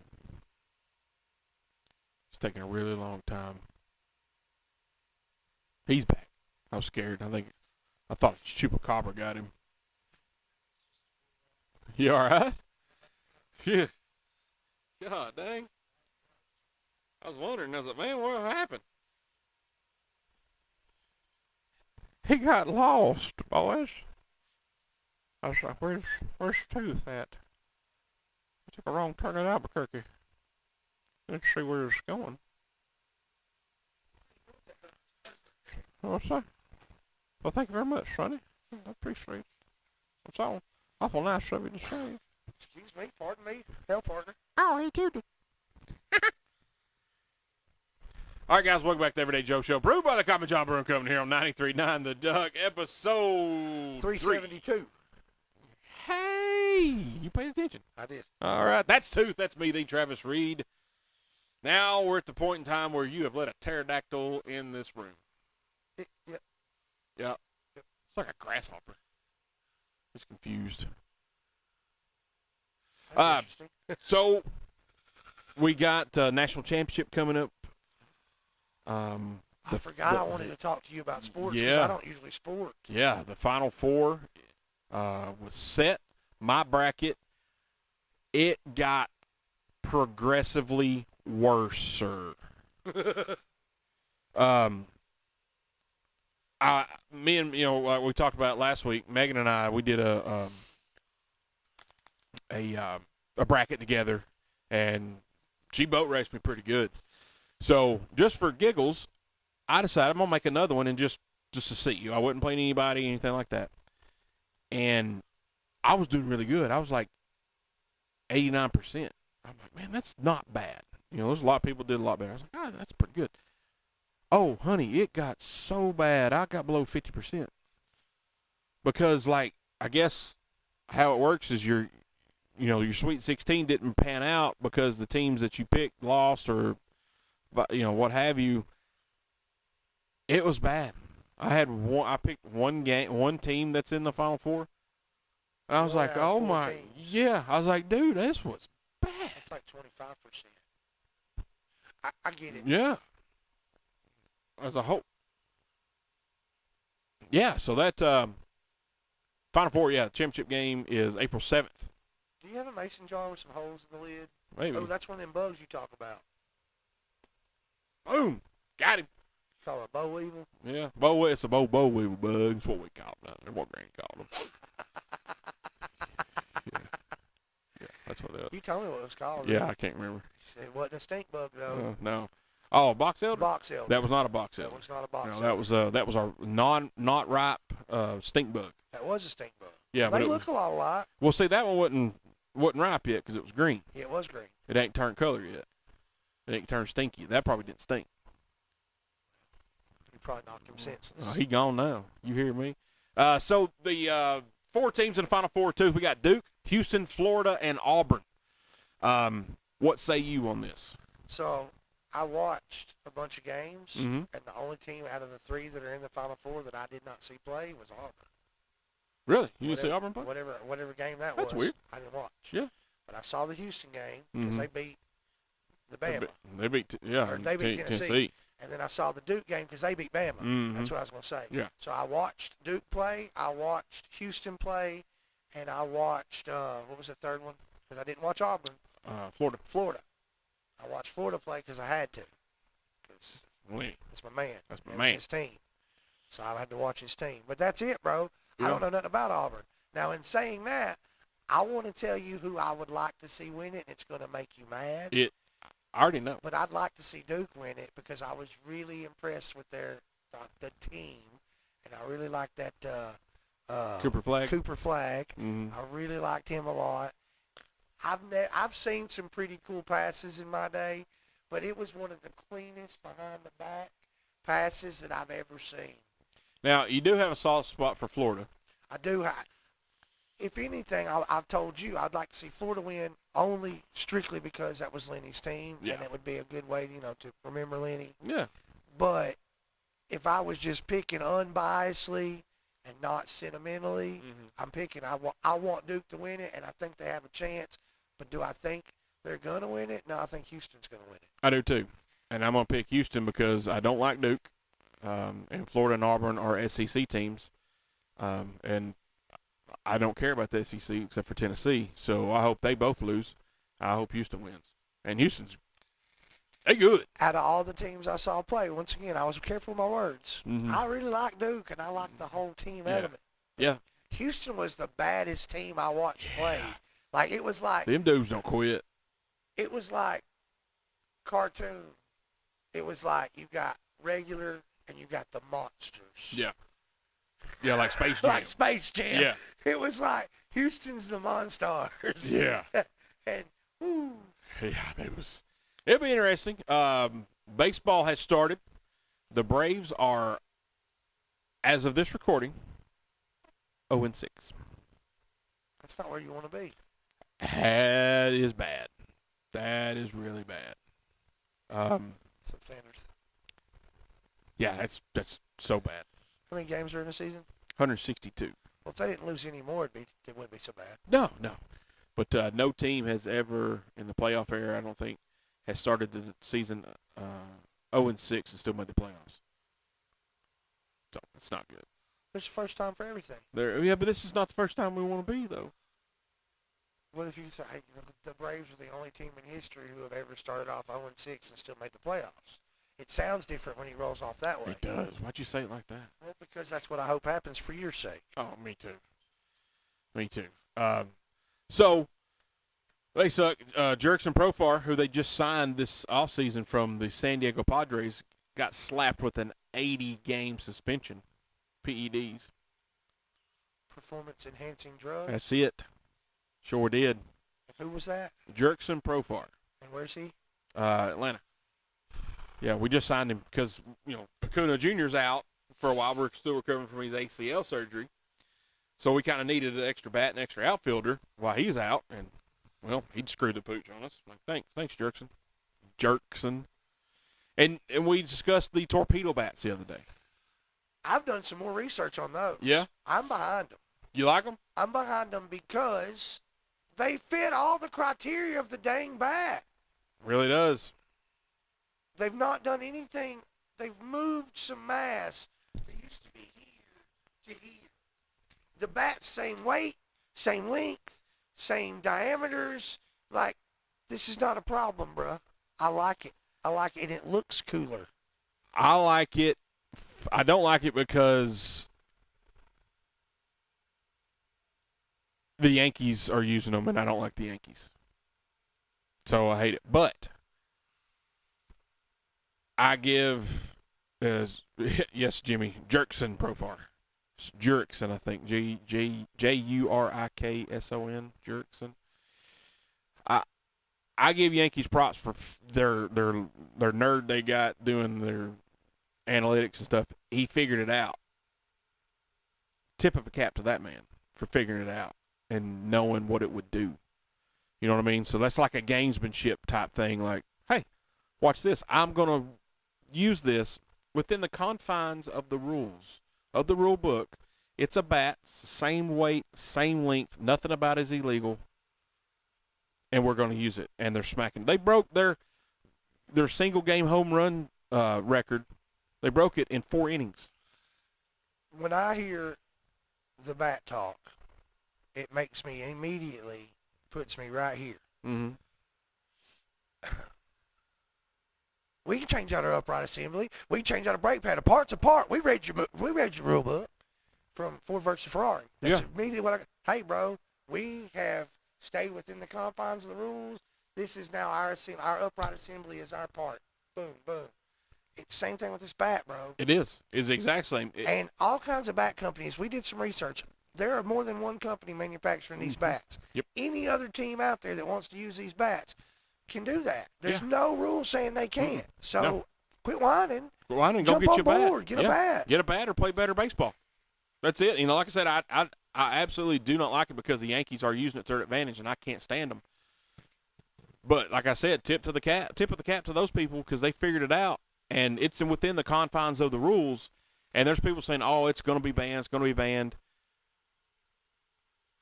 How can you if it's the rule? You're going to have to go to the winter meetings next offseason, present it to the owners, and say, "Hey, what do you think? Do we need to outlaw these torpedo bats?" And if the majority of the owners agree, then they'll ban them. And that's how that kind of works, majority rules and all that stuff. But if they don't, then you can't just be a dictator and go, "Yep, they're banned because people don't like them." There's just as many people that do like them that don't like them. Baseball purists may not like them, but I consider myself a hybrid. People my age group, I feel like are hybrids. They want new exciting stuff for baseball, but they still want to stay true to the game. They like a suicide squeeze. They like a 3-2 ball game that ends in the bottom of the ninth, blah, blah, blah. I also want to see 7 home runs in the inning. I also want to see somebody hit one out of a baseball park, all the way out of the park. I also want to see somebody do the Roy Hobbs and take the lights out. Yes, that's what I want to see that. Because that's the thing with problem with sports. A lot of these sports is you got to put butts in seats, and some of these things are not putting butts in seats because you're not doing something like that. You just like freaking NASCAR. They're change the tire, idiots. Use a softer tire so people can pass, so it can be different. They're doing something. You got to do something different to bring the old audience back and bring in new audience members. Same way with baseball. It got tired. Look, baseball. Most people think it's a boring game. I do not. I love it, but at the same time, would it be cool to see something different? Yeah.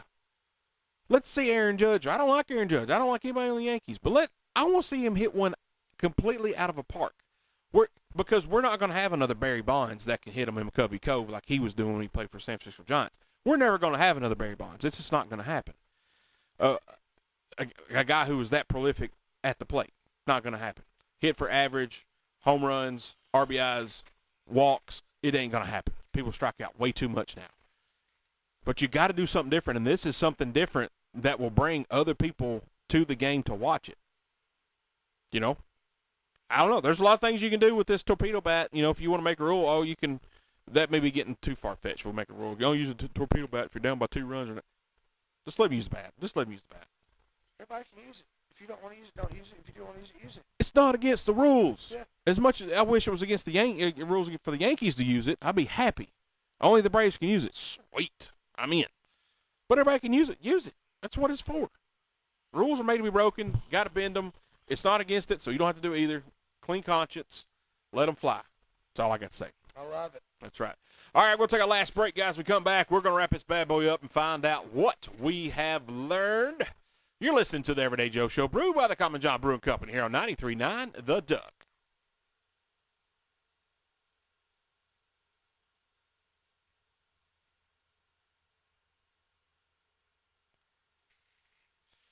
All right, guys, welcome back to the Everyday Joe Show, brewed by the Common John Brewing Company here on 93.9 The Duck, episode 372. That's Dirk Wayne Clark, a.k.a. Tooth.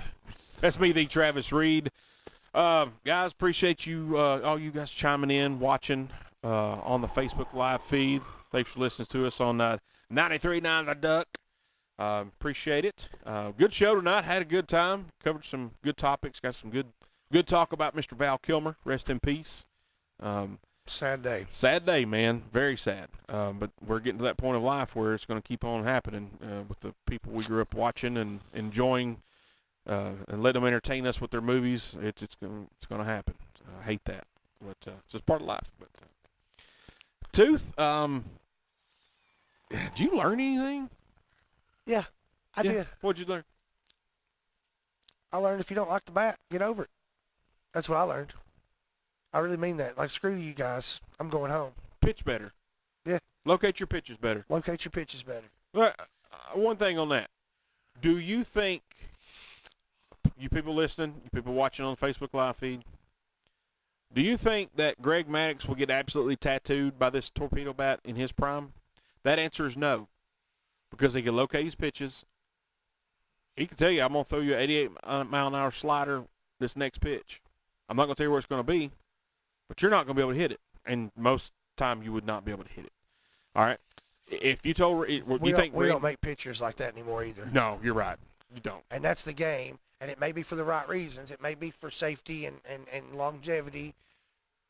But regardless of the reasoning, we've done that. We don't make pitchers that – there's no pitchers pitching whole games anymore, bro. No. I don't believe that I've seen that in years. No, you haven't. Unless it's a no-hitter or a perfect game. Not happening. Even a shutout, they'll take him out. Do you think Randy Johnson's going to pitch you different? He's going to throw a 101-mile-an-hour fastball up by your eyes, and you're going to swing and miss. He's going to knock the wings off somebody coming by you. That's boys, right. You know what I mean? Fly in front of him, huh? Bing. Or he's going to throw that 89-mile-an-hour slider down and in to a right-handed batter. Whatever bat you got ain't going to work because you're not going to hit it. That's what the pitchers have got to do. Is you got to locate better. You just got to be better than the guy you're playing. And that's, to me. That's the game from the start of the game. Be better than the guy you're playing. That's it. It's supposed to be hard. It's not supposed to be easy. If it was easy, we'd all do it. Exactly. That's what I don't understand. It needs to be hard. Now, is it easier to hit a home run? Yeah. But if you pitch, if the pitcher is pitching to his capability, it should be harder. Make it harder. It's the evolution of the game. And to your credit there, is it easier to hit a home run? Maybe it is easier to get I would like to rephrase that. Is it easier to get a home run off your hit? Maybe so. However, in my personal opinion, correct me if I'm wrong, it has not become any easier to hit the ball. Making contact with the ball is just as hard as it ever was. Mm-hmm. It's just what happens after you've made the contact that's changed. Mm-hmm. So, there again, if you're good enough to hit these 100-mile-an-hour fastballs in the first place, the bat's not really the question. No. Ability Ability is the question. Working hard on your off days, more batting cage time, more studying, more film study, more talking to your coaches, to the pitching coach, coming up with different things. That's how it's evolution of the game. I'm like you. I'm for it. Because it's not breaking. If it was breaking a rule, I'm like, nope, get them out. Get them out. That's a banned.